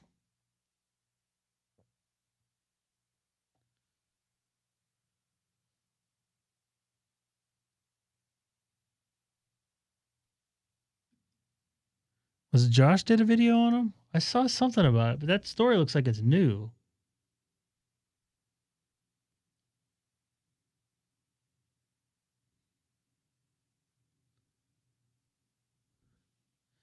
Yeah, believe it or not, I'm not getting any. Well, my antenna's fully up right now. And even like 5-10 feet make a difference. What's going on, dude? Scott, if you're still in here, I got a great picture of Milo earlier. He was chilling. He was just relaxing.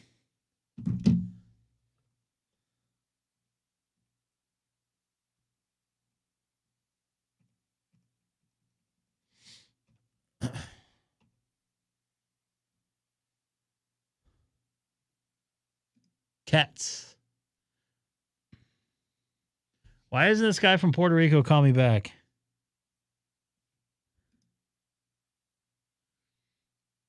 I saw Delaware FT8 earlier. Newcastle.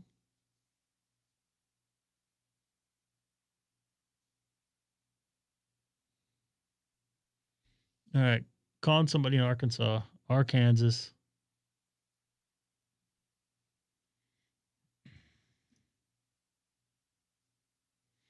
New Adelaide.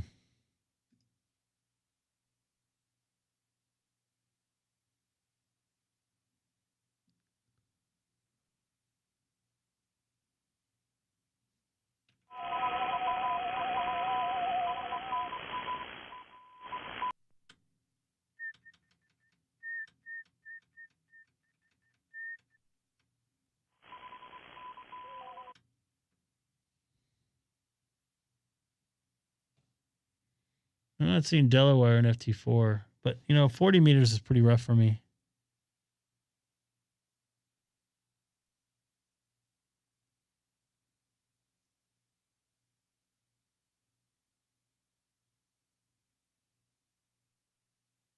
Now I'm not making any contacts on 40 meter FT8.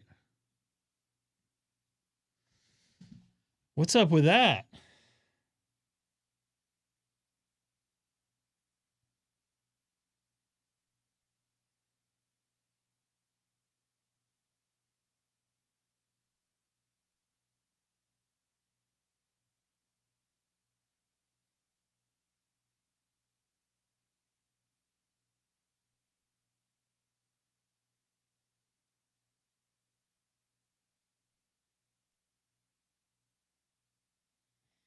I don't know. I put FT4 in. What's up, Ron? Nice to see you in there. I don't know. I see people here on FT4.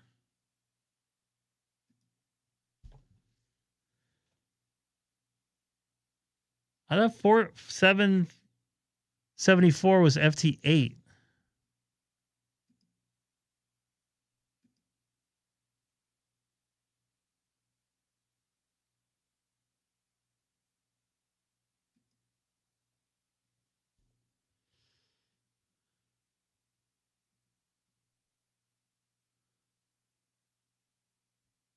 Pretty quiet on FT4.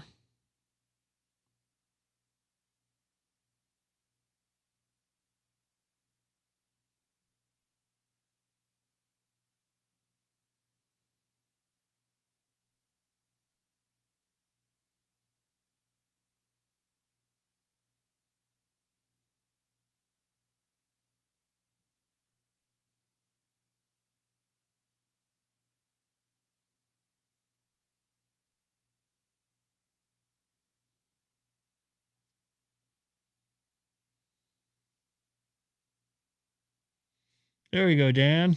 Dan, I have you on 40 meter FT4, don't I? I don't think I do, actually. No, I do. Come and get me. Maybe I'll get some points.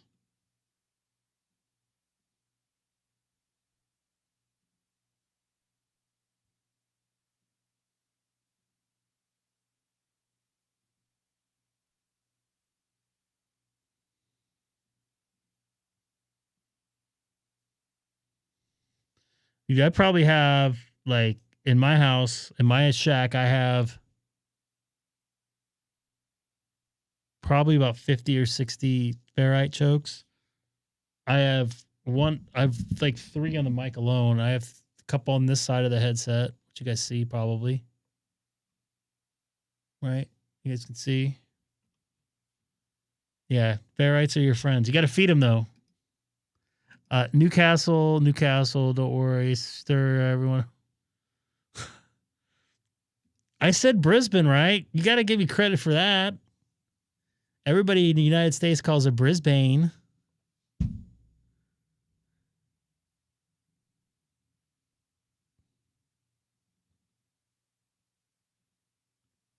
Dominican Republic.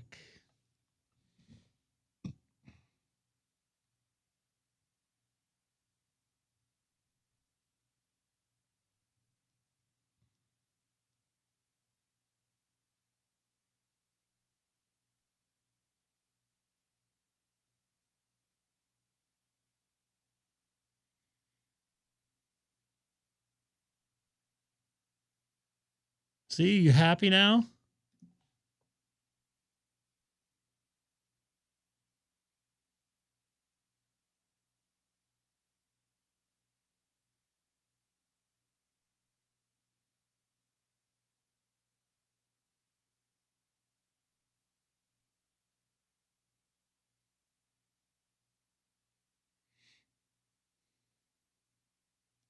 It's a quiet night on Monday.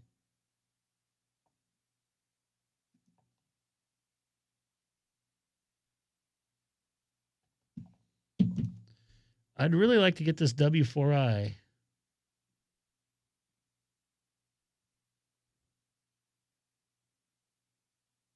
Oops. Dude, I hate when that happens. Holy crap.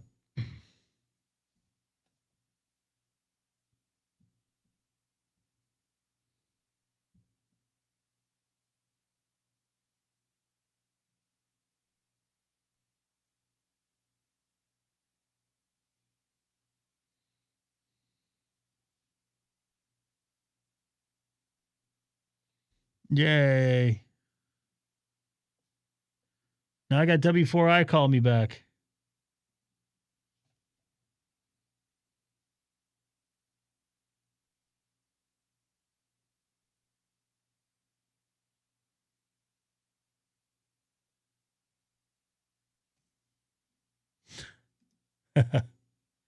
It's AMD or TSLA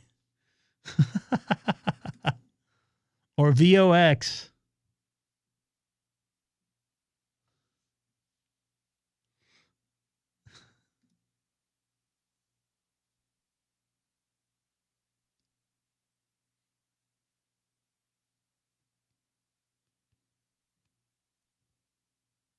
We should all talk stocks on here one night. I'm a huge stock guy.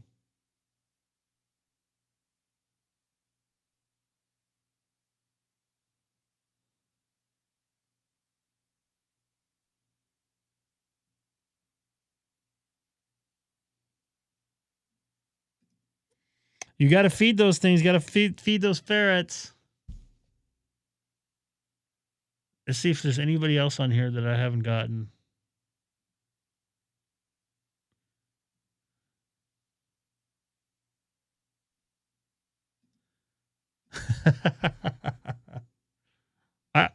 Okay, so I'm not giving any stock advice, but I just bought some Rocket Lab a couple days ago. I don't know the name of the ticker off the top of my hand. RKLB, I think. Let me look. I'm looking here. Yeah, RKLB. Took a nosebud dive today. And you guys know I'm a Tesla fan. I bought some last year. Done very well on it. Very happy with it.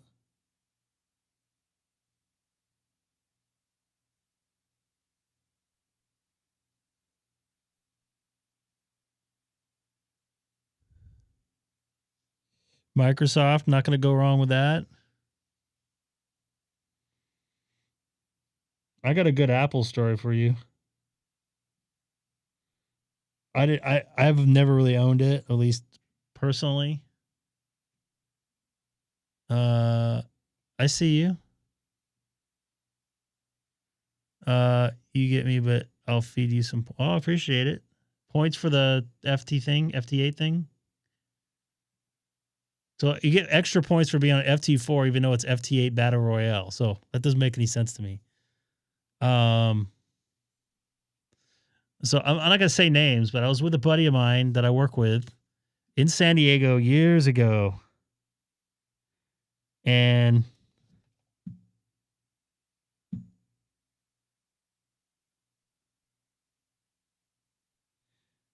and we're sitting in this car, relaxing, chilling at lunch. I think we just got back from lunch, and he was a big Apple guy. Oh, and I just sold all my AOL stock like a year and a half earlier, and everything tanked. As far as what's going on, dude? When Dodgers get new grass, and I wasn't gonna buy any, like, because that's when the 2000 crash happened, the technology crash. And he's like, dude, you gotta buy Apple. I'm like, I hate Apple computers. He's like, it's just not a computer company. It's more. They're coming out with a phone in like 4 years. Sweet. So I'm like, F Apple. I don't like Apple. At the time I didn't like the Apple computers. A little too different. Reminded me of, I don't know, junior high technology. I'm all, F you and your Apple. So he's like, man, I'm going to buy $2,000 of share. And back in 2000, $2,000 was like, I don't know, $15,000 now, maybe 10,000, be conservative. And I'm like, I don't know about that. So he's like, I'm going to buy it, dude. Okay. Have fun with that. Didn't I just get this guy an 80? I did. So I forgot about it. Big Mexican. So I forgot about it. And a lot of people like their dodgy phones, but they still sell the phones that they're even though they're dodgy. So I forgot about it. So I saw him, and I used to work with him a lot. I still talk to him every now and again. I talked to him, I don't know, about a month ago, less than a month ago. And most recently, I'm like, hey, dude, remember that conversation? He starts laughing. Yeah, I do. And I go, how much is that worth? He's like, oh, the dividends and the splits, it's like $700,000 or something. Like, I can't remember the number, but it was outrageous. I'd see somebody, I'm not going to say names. I really wanted to buy Tesla stock. I watched this movie, What Killed the Electric Car. And this was before the Tesla stock came out. And I saw this movie. Did you get some good hits in Chino, dude? I don't know what you mean by hits. So I got this. So I watched this movie. Yeah, correct. I don't know if you guys have seen this movie. So, it was a movie about electric cars, and there was like 4 or 5 different companies starting out, including a big company, GM, a little small company that mysteriously the guy's shop caught fire, even though he was on the brink of something. Like another mom and pop, I can't remember, and Tesla. And I'm like, this Tesla thing looks pretty cool. And they could not get the manufacturing correct. And Elon, nobody knew who he was at the time. I mean, I think he just sold PayPal or something. I don't remember the exact story. He sold something to do with money. I think it was he owned part of PayPal. So he's going into the shop where they're making the cars, and he's like, "You're doing it too slow. You're doing this. You're doing that." And so he would just stand there and watch them, and he was like telling them where to stand. It was just like awkward, like micromanaging. But they eventually got the manufacturing right, and they used basically the Model S as a test bed for mass production, and it was the first mass production electric vehicle that wasn't like a major company. Like they started like manufacturing like a whole different realm of how to manufacture. The tools they're using, the way they're pushing the car through, the timing, everything was totally different. I don't understand any of that. I'm not a mechanic at all or understand how to build things, but there goes Michael. I don't think I have you on FT4 on 40 meters. I don't. So I'm going to get you there. Mike, I'm going to get you. So, anyways, I watched this movie and I ended up turning around and watching it again. Oh, Chino Hills State Park. I had a great time up there, man. It was beautiful. It was actually got a little cold and windy up there. I know it got in the 50s, but that's cold for California. So, I believe that's part of it. Yes. More so like the electronics part too. But the body press, I think, was a big part of it. I know that die-cast part for the Cybertruck was huge too. But I watched the movie a second time and I was like, you know what? I think I'm going to buy this stock. And I discussed it with a couple people that I share information of electric cars, or sorry, not electric cars, but of stocks. This video's this is.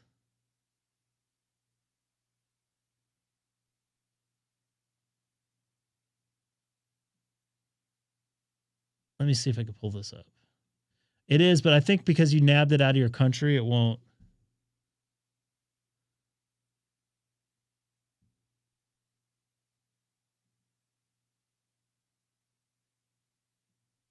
I don't want to get in trouble for it. Yeah, this is the movie. That's actually the 10 freeway, by the way. That's actually I think that was the guy. These futuristic cars were almost entirely gone. GM spokesman Dave Barthmas has worked. Yeah, this is it right here. 10 years. They talk about the Volt and everything like that. Yeah. So I watched this movie. I watched it, like I said, a couple times. And I don't know. I was pretty impressed with not just, what's the word I'm looking for? Not just the fact that it was an electric car, but the innovation behind it. And I think the innovation behind it is more important than the actual unit itself, because you can build off the innovation.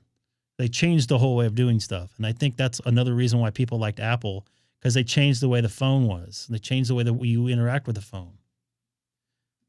I don't remember seeing that. I know I've seen the freeway thing.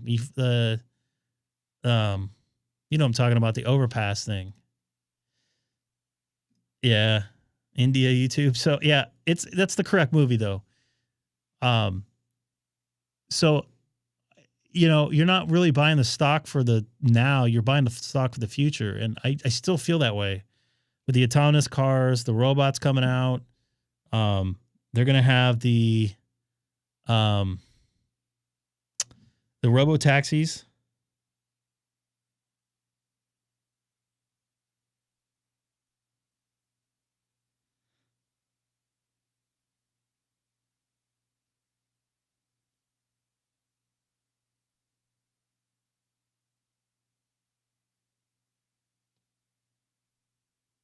Sorry, someone's texting me. Andy, nice to see you in there. I'm playing FT8, your favorite thing. You got to get on FT8 Battle Royale. Can you imagine seeing Andy on that? I'll have to check that out, dude. I'll look for that. So I just personally think that, you know, that's my pick as far as I'm concerned. And I remember reading the book, and I think I mentioned this before. It was like there was those yellow books that say, how to whatever for dummies. I read this thing on stock trading. I didn't understand any of it. The options trading, buying a stock through an options trade, through a trigger sale or whatever it's called. I don't understand any of that. But at the end of the book, I mean, I understand how stocks work. I understand, the basics of it. But the options trading, it's beyond me. It's not my cup of tea. I understand price to earnings, everything like that. At the end of this book, it just said, invest in something you enjoy and you see other people enjoying. A lot of people like their cars. A lot of people like their self-driving. It reminds me of Apple, where it created its own ecosystem. You know, this phone created App Store. It created a place to store your music. It created a place to watch TV. It created a system to connect to other people through messaging. So, correct. Invest in things you understand and you like, and you think that's good for you. So, I remember, I don't know, 10 years after I had that conversation with the person that I mentioned, I saw everybody watch. I literally saw 9 out of 10 people with iPhones in their hands, and I knew I effed up. Take care, man. I'll look up that video. I might have watched it, but I'll look up that video. And I got to go to that diner one of these days. And I'm looking forward to some more Dodger videos. Check them out. If you guys like aerial shots of stadiums. So, yeah, I don't know. It's kind of interesting. You know, if you could look back in time and go, oh, so right now I'm putting the pieces together of what the mistakes I made when I was younger. A lot of the stuff like artificial intelligence and higher computing power is now they're going to be the new thing. So invest in those things like chips and stuff that supports that. Industries and support that. They're going to need a place to put all that information. So database centers, and is it sheep or lamb? And I thought it was the funniest thing when I said that Aussie from Brisbane, I mentioned, oh no, he was from, he wasn't from Brisbane. He was from somewhere else. Gold Coast somewhere. Anyways, I said, you must like to eat lamb. And he just had the biggest smile on his face. It was awesome. And one of the guys, you made him smile right now. I'm like, yeah, because I said he probably likes to eat lamb, which was the truth. Other people's random sheep. Yeah, but, I look for the future. These things connected us. And now the next thing that connect us, it's information. Information is very powerful tool in my eyes.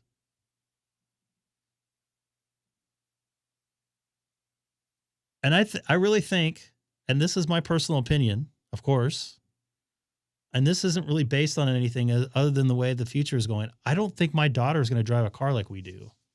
We're not driving cars like our parents did and our grandparents did. I remember when I had my 330, and this is a good point because I brought up earlier about the BMWs. I had a 330 BMW, and I brought my grandfather in it.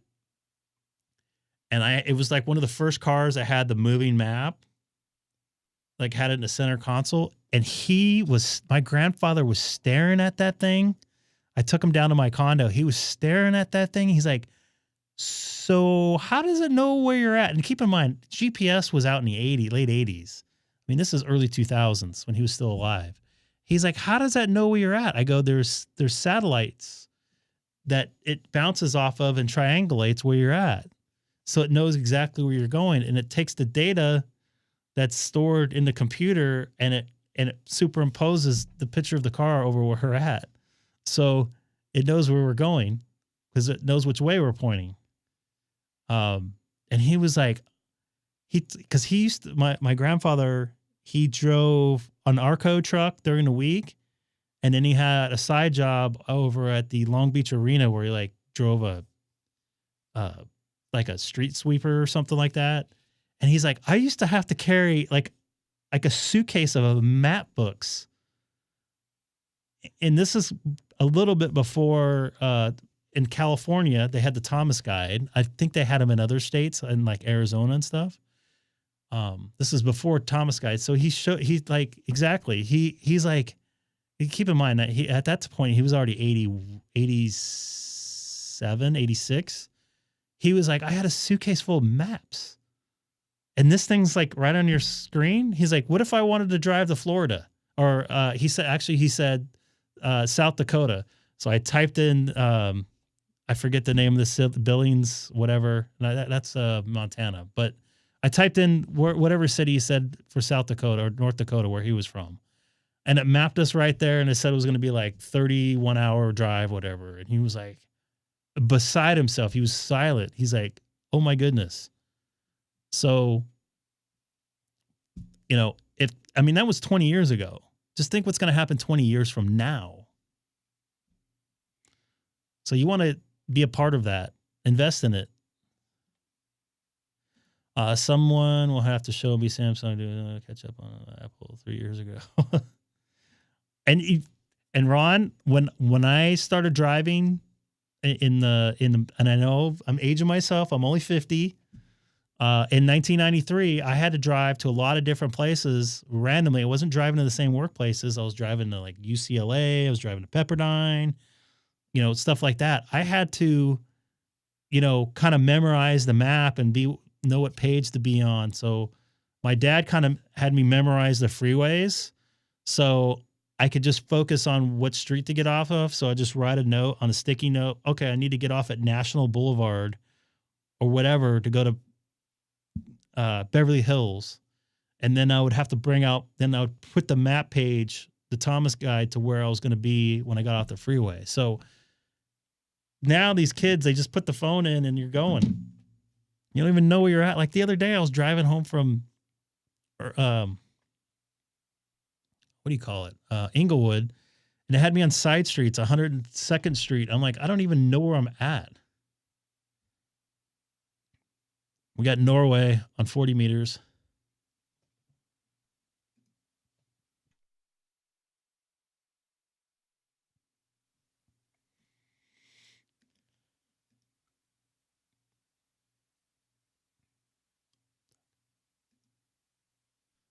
So, yeah. But it was so cool to see my grandfather's reaction to that. He was literally speechless when he got to my condo because I typed in my condo's address. It told me what time I was going to be there and all the traffic that was going to be there. And now with my Tesla, and Nate can attest to this, in the bottom part of the screen, it has like a line and it has like red parts of where basically the line, like if you put in like let's say if I'm going to Dodger Stadium, if I put in that address, at the bottom of the screen on my GPS, on my screen on my display in the front, At the bottom, it has a line. I have to take a picture of it. It'll have a line, and it'll have like red marks if like where you're gonna hit the red, and it'll have like a little thing where you're at. So it's pretty amazing. So it knows exactly, and it adjusts time and everything. And it's like I drove home from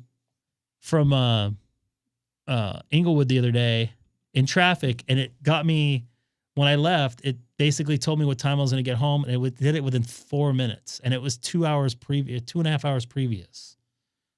So it timed it out well.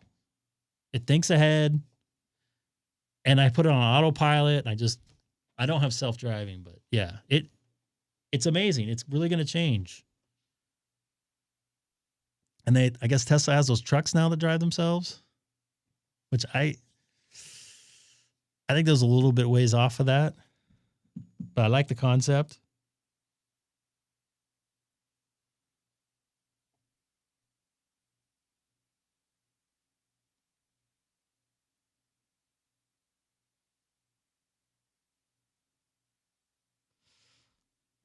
I wish I think I had a picture of, maybe I don't.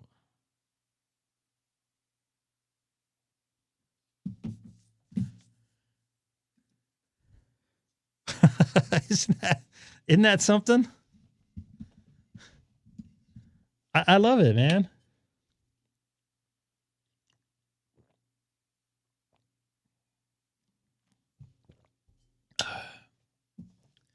It's amazing. It's like ham radio on steroids. That has nothing to do with ham radio, but it does use radio waves to figure out, where it's at and stuff. And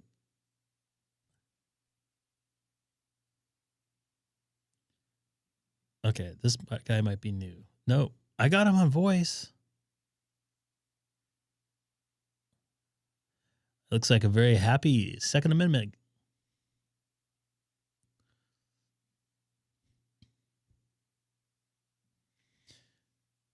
Just got South Africa on FT8. What band were you on? Probably on 20, maybe? On 40? Wow. Oh, right here? That's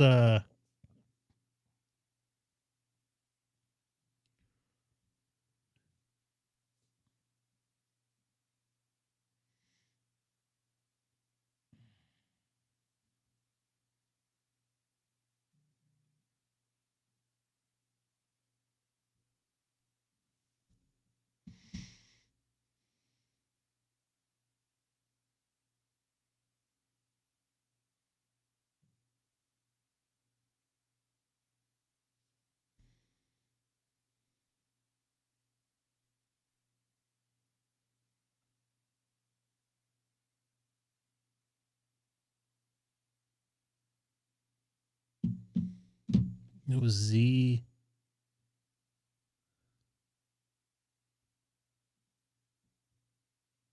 And let's see him.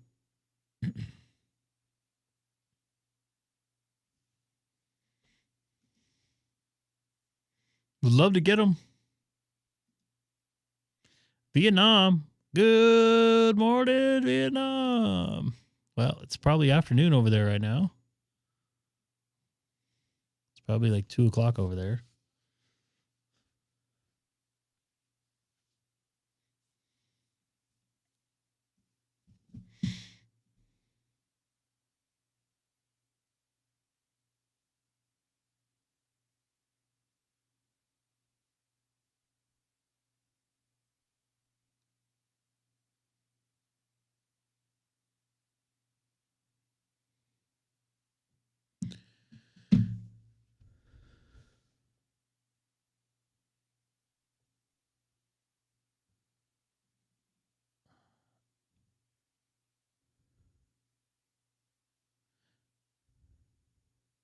We got a POTA.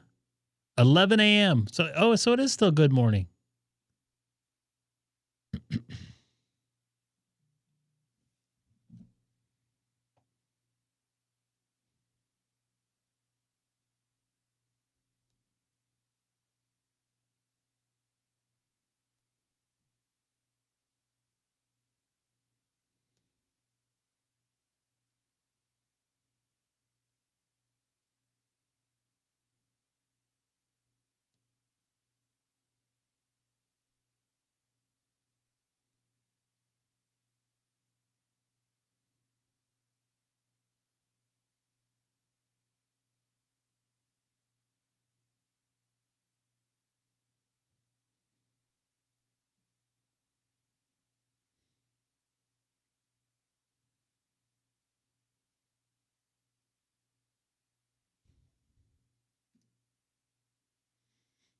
WA4FU.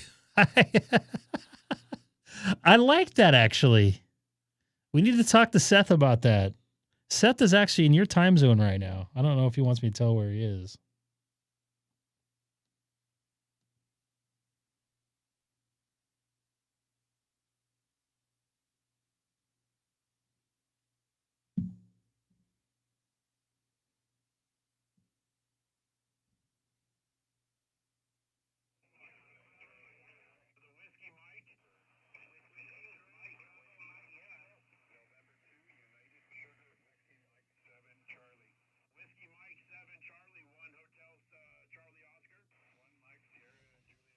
Thanks, Dustin.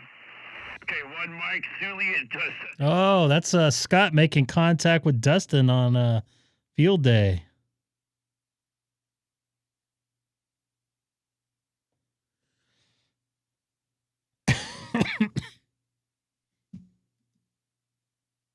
Oh, there was WAFU on FT8?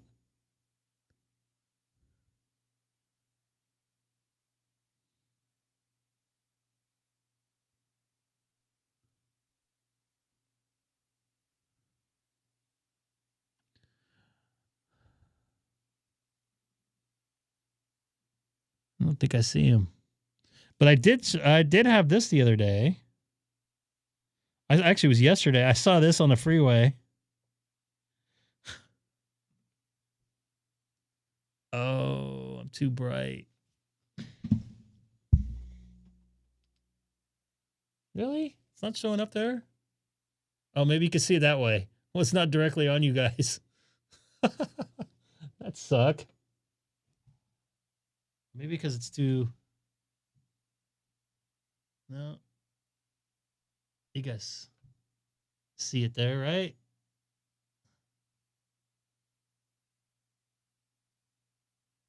It's whatever. I tried.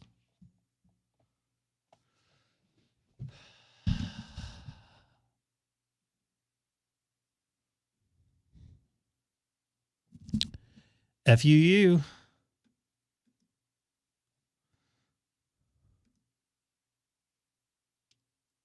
How many, hey, Colin, how many digits of license plate do you have? I do have a license plate from Queensland. You know, like an old one I bought. I can't remember. I know it's longer. I think it's 9 digits, right?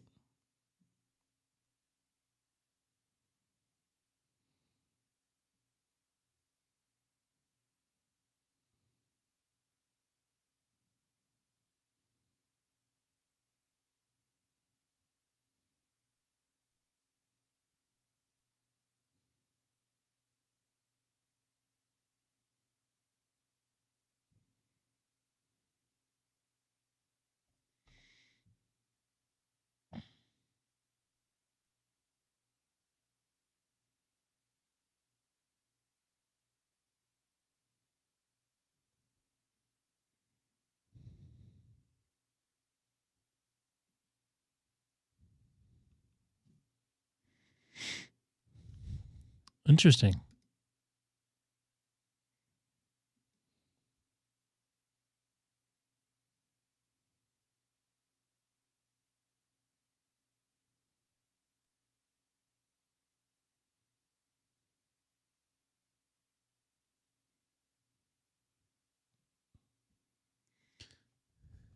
That's you?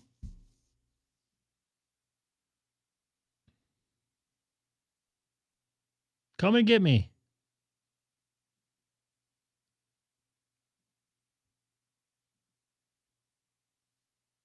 I'm losing points now.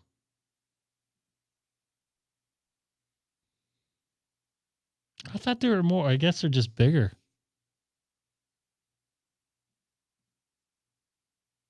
I should just log it. You see me there? No, I didn't get your 73. Oh, did you move on? Or no?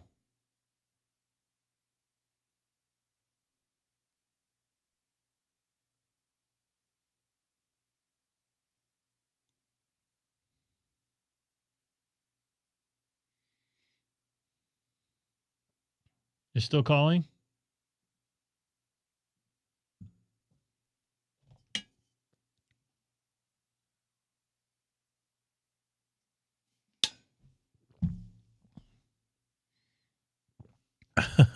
Is Egg Pro available?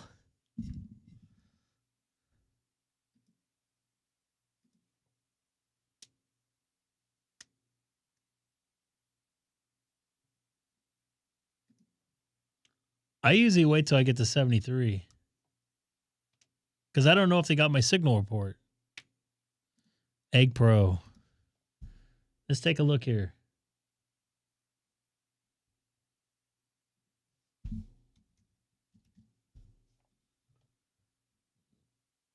Oh, it's available.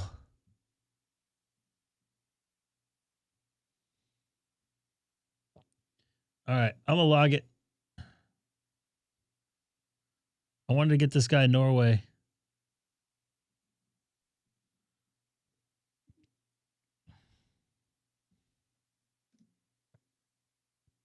Cats. I saw a guy with a gray cat on his profile picture a couple hours ago.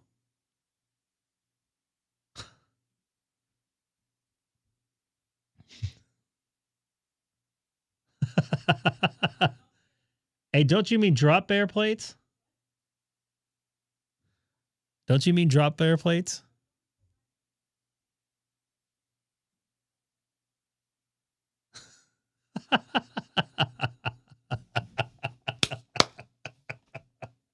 Hey, Alicia.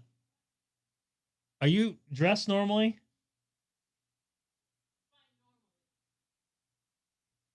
Oh, here.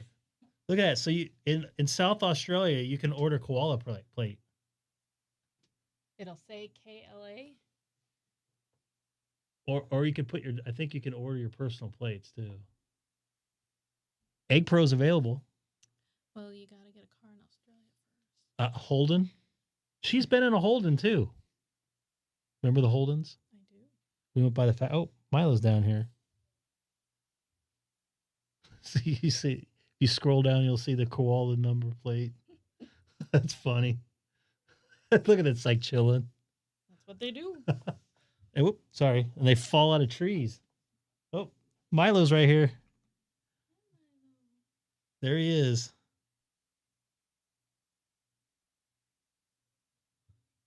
Scott likes cats. Hi, Milo. You know Milo slept with you all last night? No, Yeah. I told you. I know you did. He was at the end of your bed. Well, I didn't know because I didn't sleep. Oh, why don't you have your socks on? I just took them off. Okay. You gonna take a shower? No, she's getting her jammies on. Okay. All right. Good night.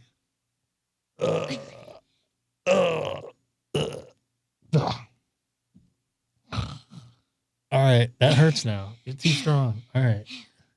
Yeah, that's hard work doing that. Yes, oops. Yes, it was. Wow, that's expensive. That's more expensive than if I gave you the money, could you get me a plate? The koala plates. That is awesome. All right, I'm gonna go to I'm gonna go and look for that WA4FU on FT4.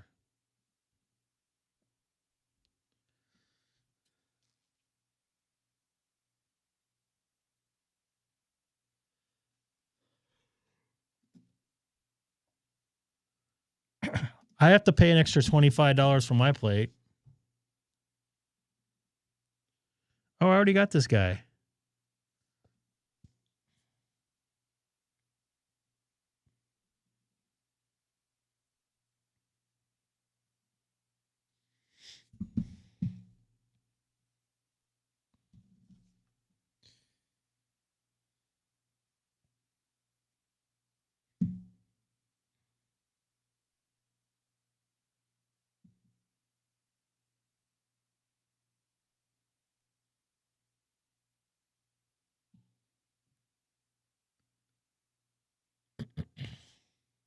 I guess this is going to be an FT8 type of a day tonight.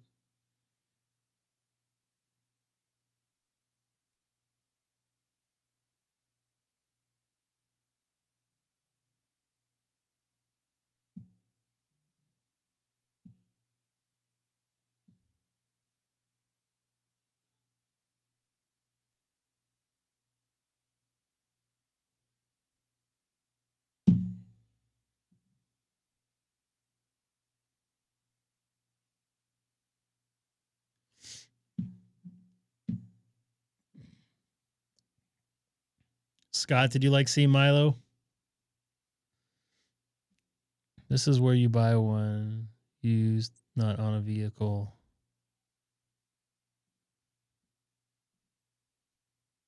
Ooh, I almost removed you there. See how easy that is? Oh, yeah. So they have Australia plates?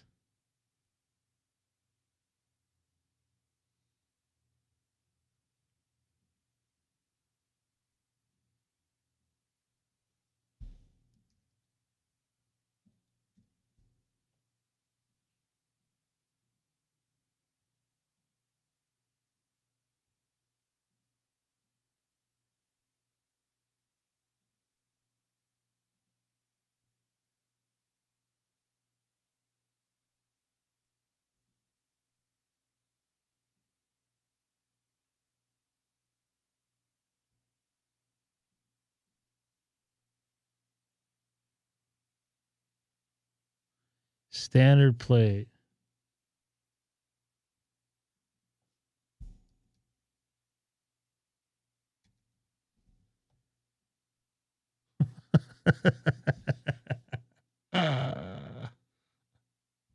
Yeah, it's kind of basic though.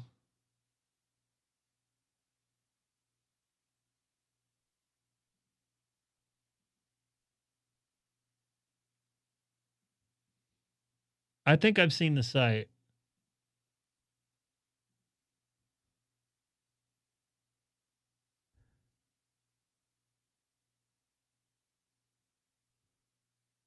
I like this though. I'm guessing this money goes to some like koala drop bear society or some bullshit, I'm guessing.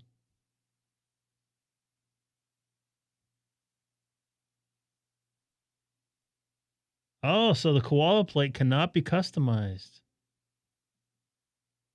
I wouldn't mind getting a koala.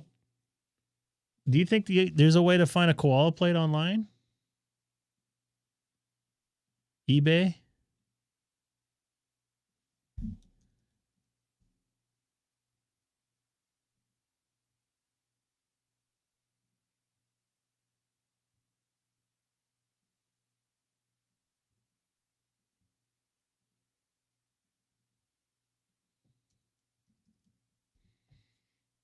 Oh, Colin.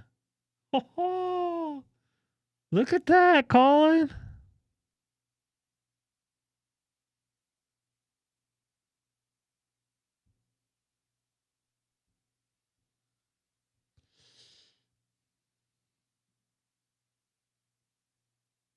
That's pretty cool. That looks legit, doesn't it? Colin, what do you think?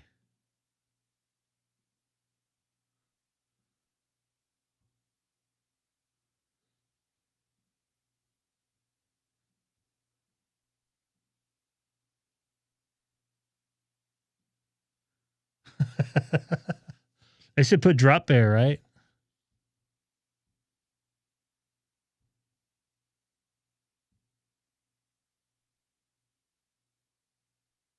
See, I would like to have the scratches on there. That would make it makes it look more authentic. It's the 20th plate. That's a nice looking plate there, Colin.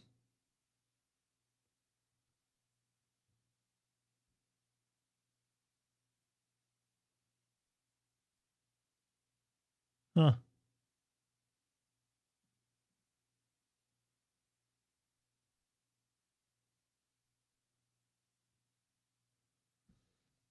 You like that, Colin?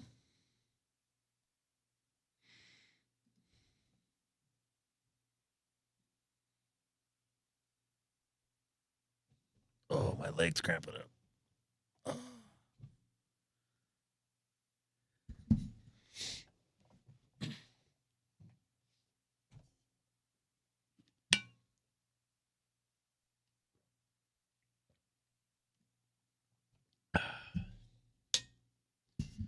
FT8's going dead again. Or FT4. Let's go to. Do people go on FT4 on? Oops.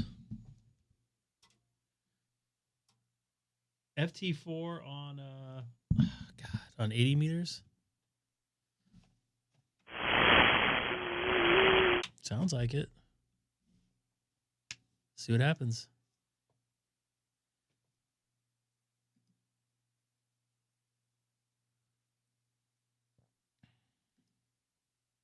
Have you ever held a koala, Colin?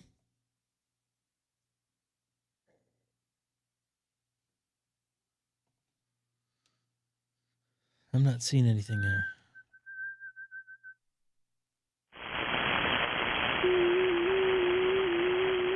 I'm hearing stuff.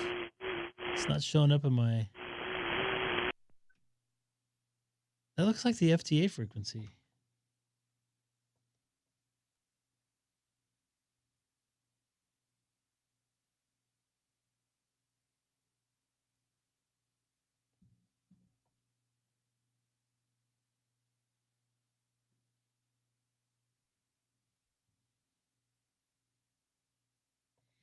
Not a whole lot on FT4.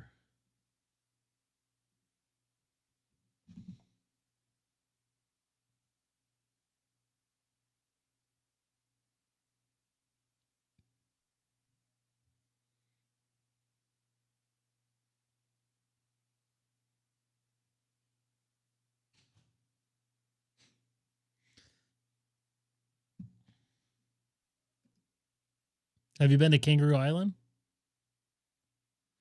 Oh, that's probably why I was hearing that.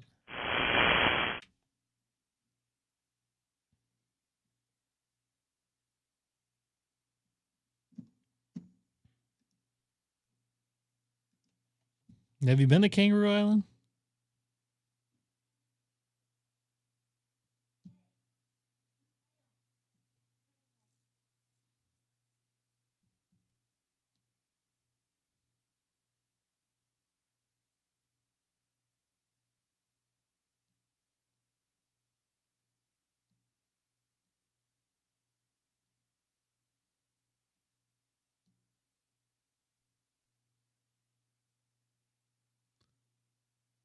Not much activity on 80.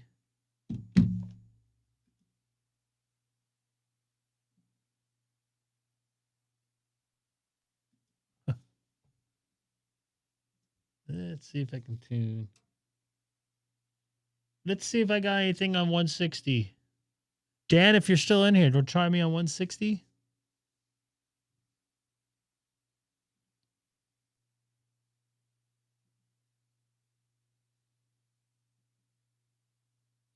Yeah, I understand.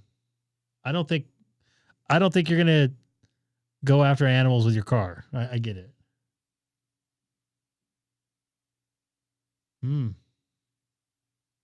Nothing here.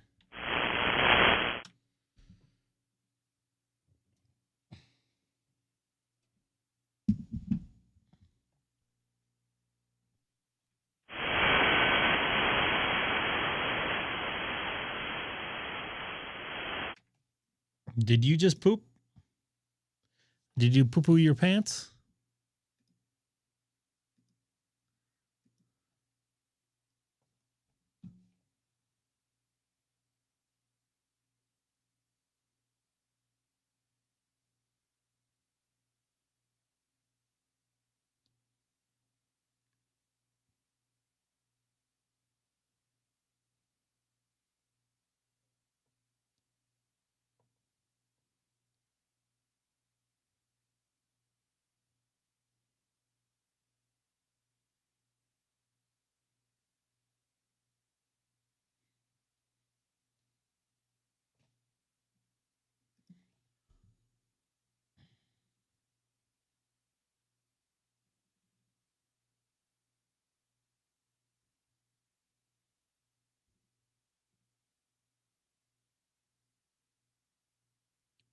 You know what?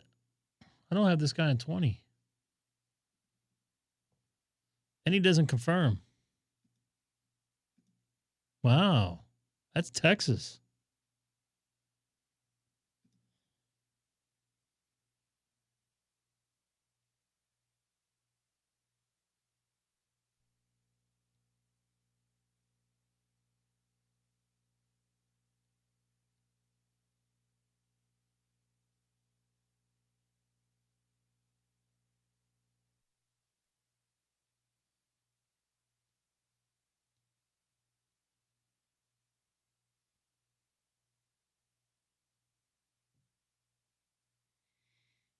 I don't think this is going to work.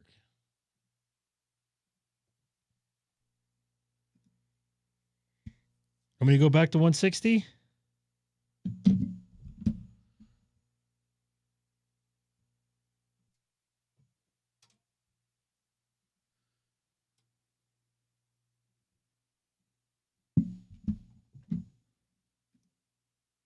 Do you eat them?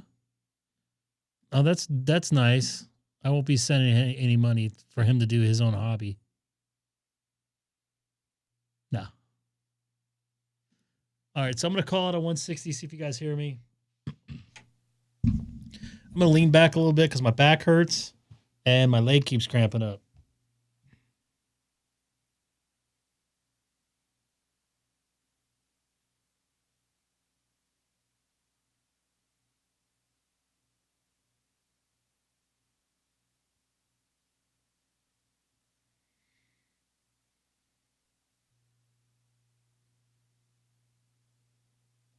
And koalas, right?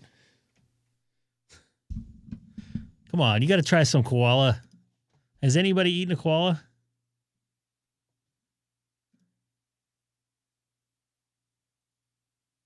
Oh, it might be a big delay. Yeah, you might rather reset it.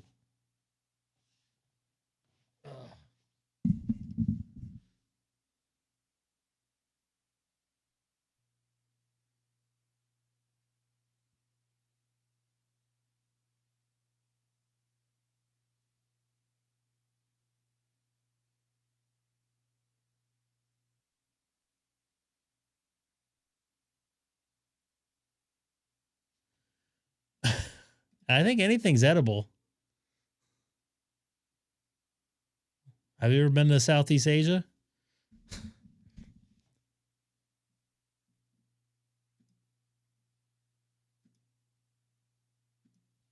I don't see you. You might not be transmitting though.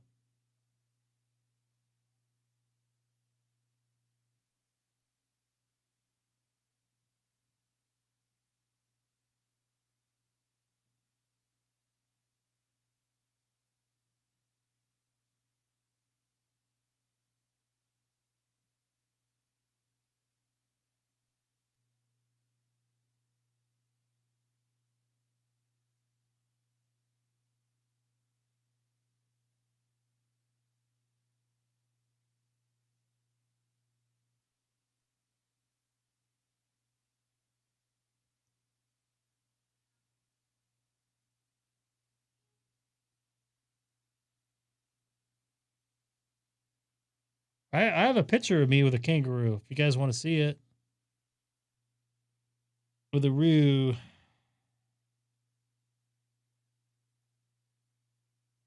I think I've showed it.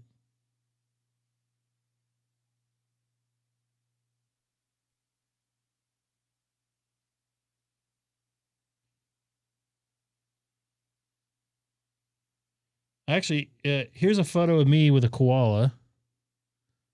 Right? I don't know if you guys can kind of see that good. Dan, I'm getting you. And that was at the Sydney Zoo. So I don't really think of that counting. And the reason being, actually, if you have me on Facebook, that's actually a kangaroo is in my photo. That's my Facebook photo from the Sydney Zoo.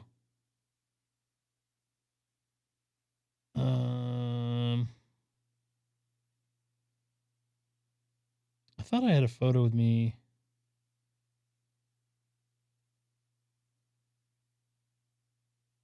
Oh yeah, I do. And this is actually out in the wild. Oh, come on. There we go. That's on Kangaroo Island there, pal.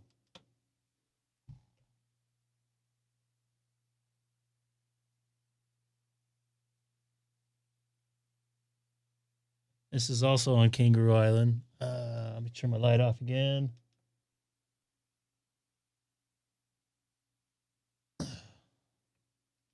Dan, what happened to you? I'm losing you, man.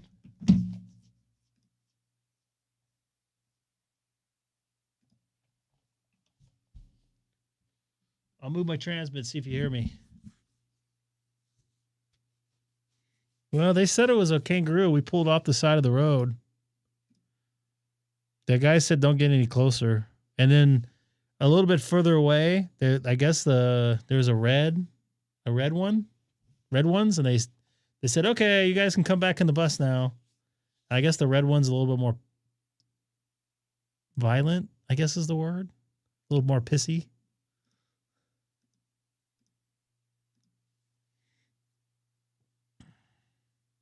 Dan, I see you on here.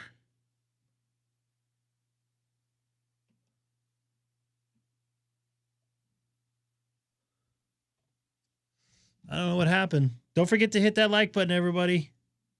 If you guys are just joining us.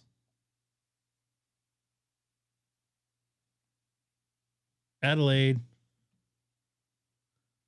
I don't know if you guys can see it. There we go. I think I've showed these photos before.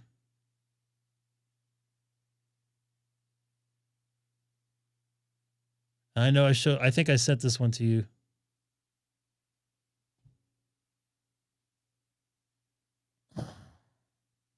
Ooh, I look blurry. Come on, there we go. I'll keep calling you.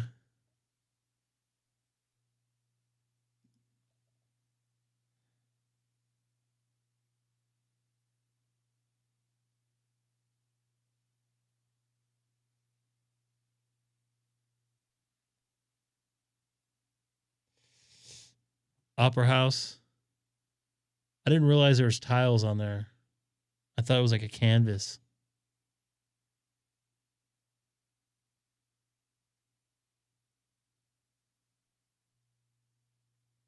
And of course, we gotta do this photo. Come on. We actually climbed up that too. Should I keep trying?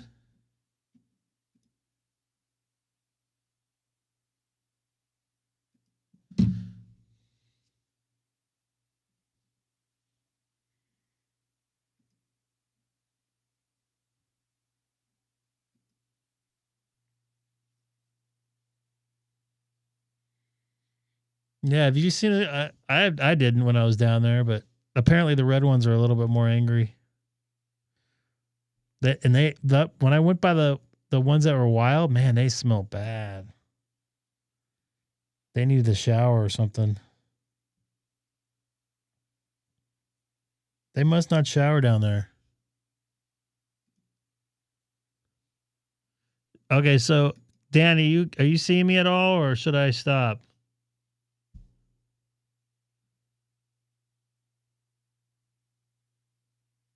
I don't see anybody on my 160 meter list.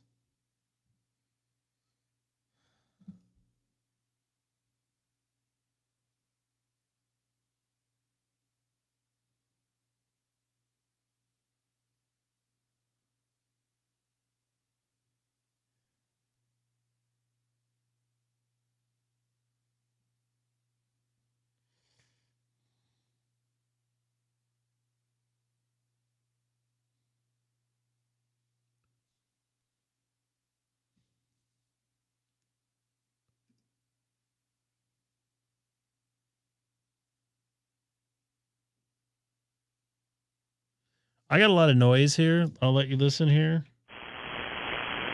I mean, you guys can't tell the difference here, but that's the noise level. My ALC is a little bit high. But I got a good...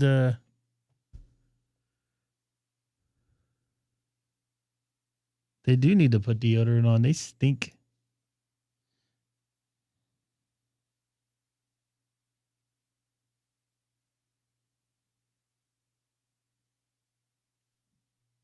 All right, I'm going to hang her up for 160. I tried.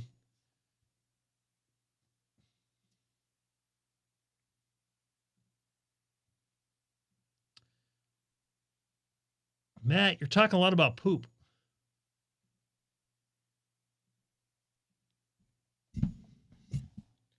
We'll try again another night. I definitely want to get you on there.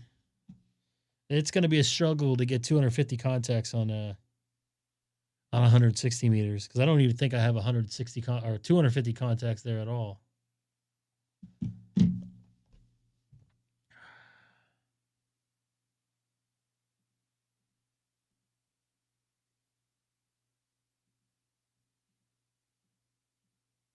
Oops.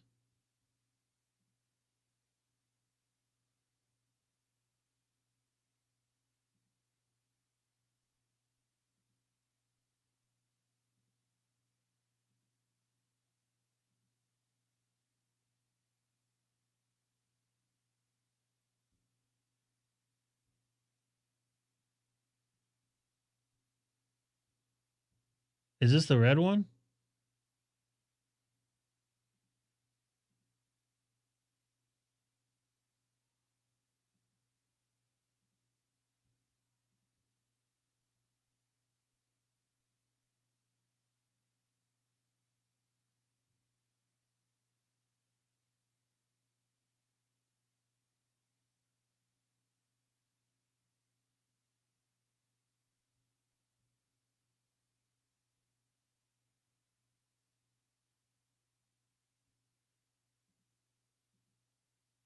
Look at those arms, man.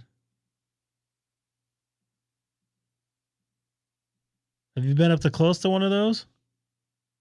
Look at those arms. They're like my legs. He does look stoned.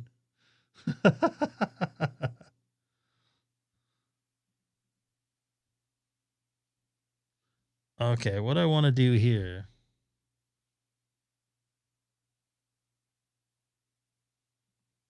What am I doing here, Colin? You're very proud of your kangaroos.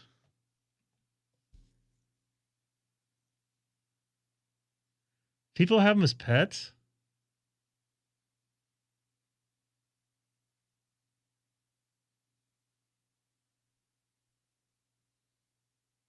Look at the man. That guy's like ripped up. He's all yoked out. Well, everything's cute as a baby. Those things boxing.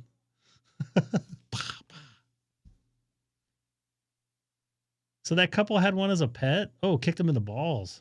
Whoa.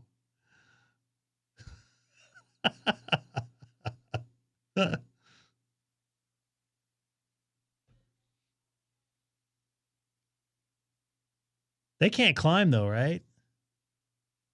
I know some people they climb fences and stuff to get away from them.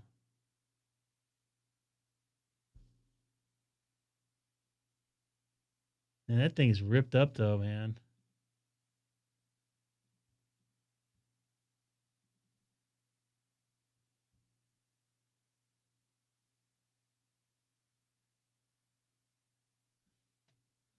What's going on, dude?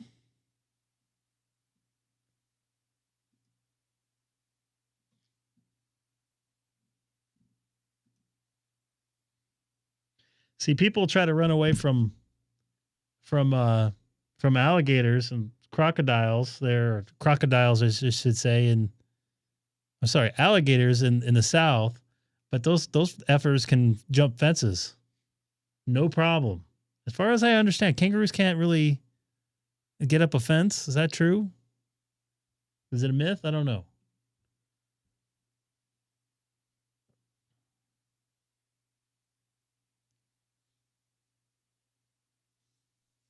He's trying to get Norway.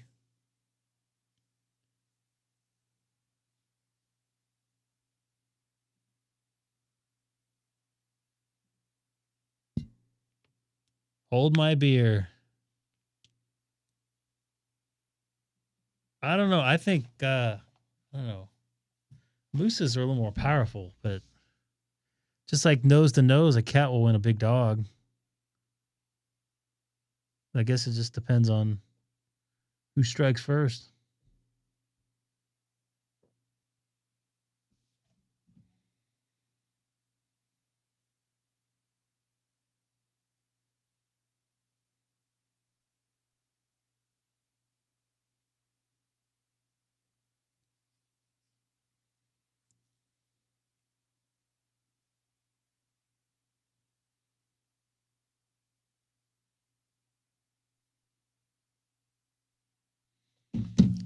I have you before.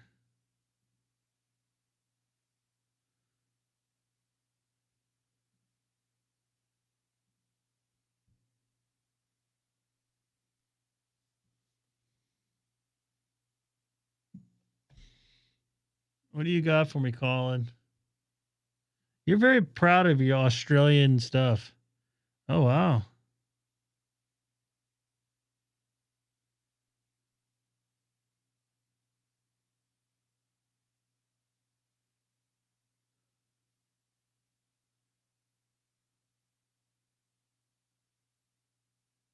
Thing's on the roof.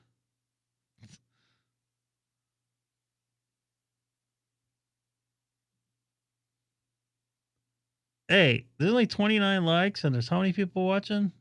Only 30 people watching? 33? No, that's not bad. That's a good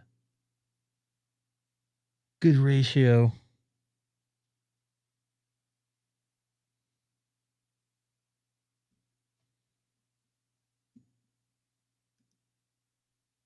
Got 30, 18, 66, 5 zeros. What? What does that mean?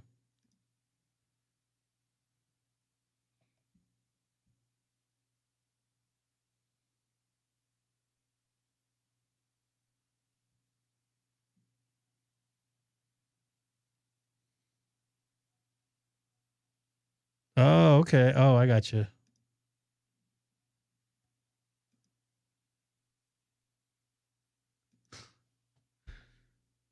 I don't like the red ones, dude. Those things look rude. Right? I mean,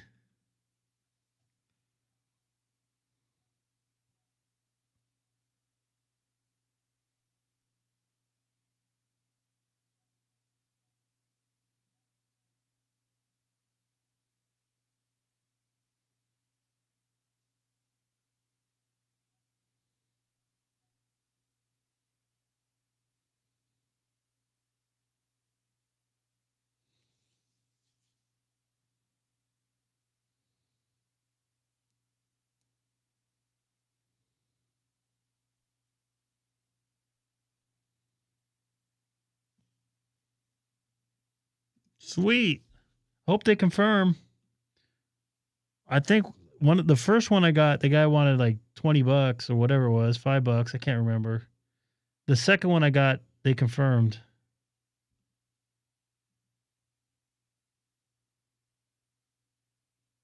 Portugal. This looks like another website. Do you guys know what website that looks like? You guys have any idea what website that looks like? It looks familiar to me. Anybody know? Maybe Hamstick would know. We won't hear from Hamstick for a little while. He's busy. I think maybe next week.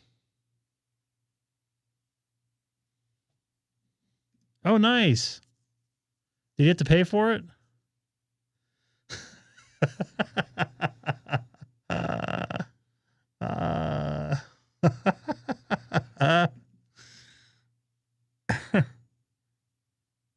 I think what's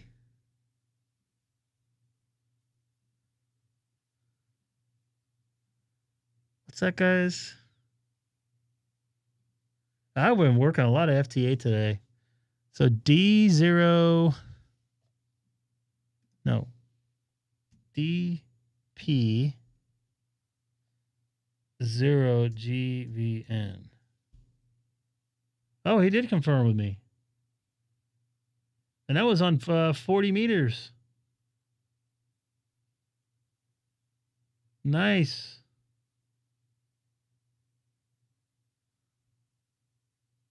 I don't know when he confirmed with me, but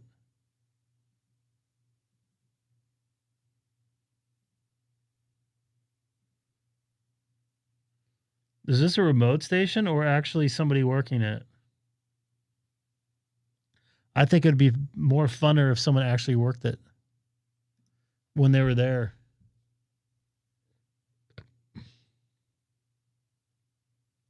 I'd definitely like to make a voice contact with somebody down there. I think that'd be really cool. This is the only continent I've not made a voice contact with.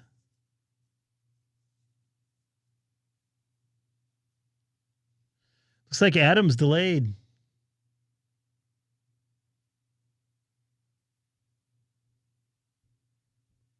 That's pretty cool.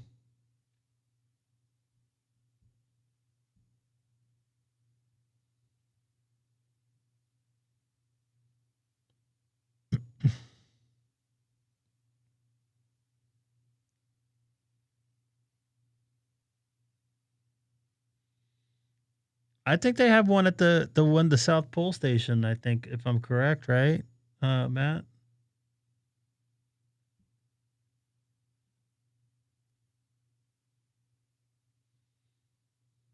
Dude, that's just cold there. That's basically like living on a boat.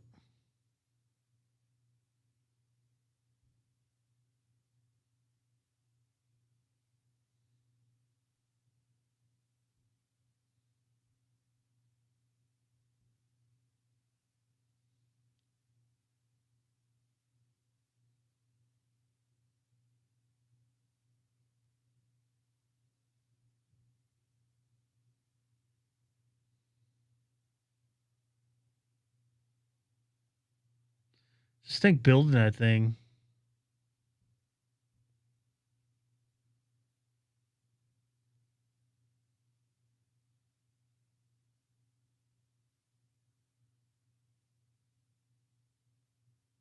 I saw one of those. I think it's the main one at what do you call it? At the South Pole. It like had a sauna and like a gymnasium in it and like a basketball court, all kinds of stuff, a movie theater. And there's people that live there year round. Oh, I wouldn't want to live there year round.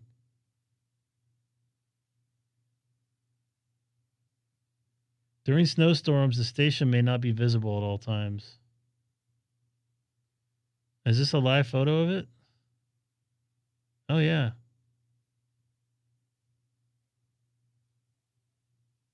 The sun's going around. That's pretty cool. No. Yeah, it's live. Oh, it's actually from yesterday. So this says 25, 26 now. You would vacation there?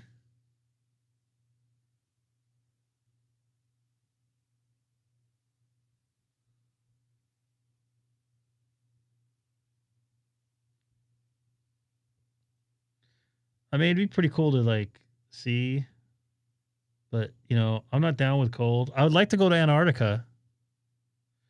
Guess that's how they get their water. That's some clean ass water, probably.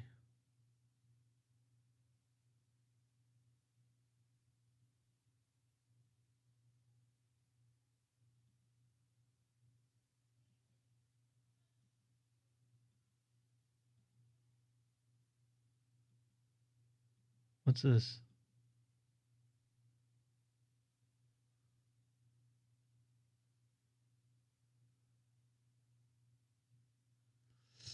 I would go to Antarctica just to say I've been in Antarctica.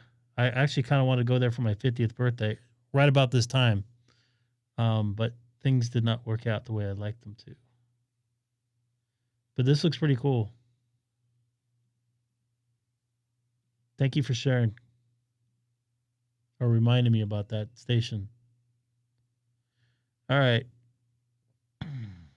It's about 9 p.m. here in Southern California. I'd like to thank you guys for joining me here today.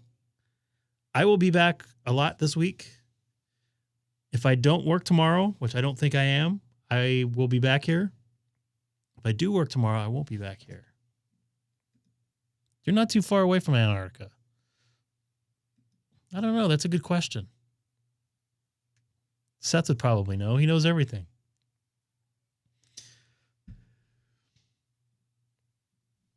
All right, I'm going to get out of here. I appreciate you guys watching. Don't forget to hit the like button and hit the pin message up there. If you can, I would love to get some views on that that video I made. That's probably not that good. I'm not very good at making videos. I'm very good at doing live, or I'm okay at doing live. But Andy, I appreciate you watching there at almost 5 a.m. where you're at across the pond. Actually, I should probably send you a message. But anyways, looks like MW1EWJ. Thanks for joining us here. Once again, don't forget to hit that pin message on the way out. Much will be appreciated. Enjoy some Weather Channel where it's in the 50s here in Southern California. Take care, everybody. See you soon.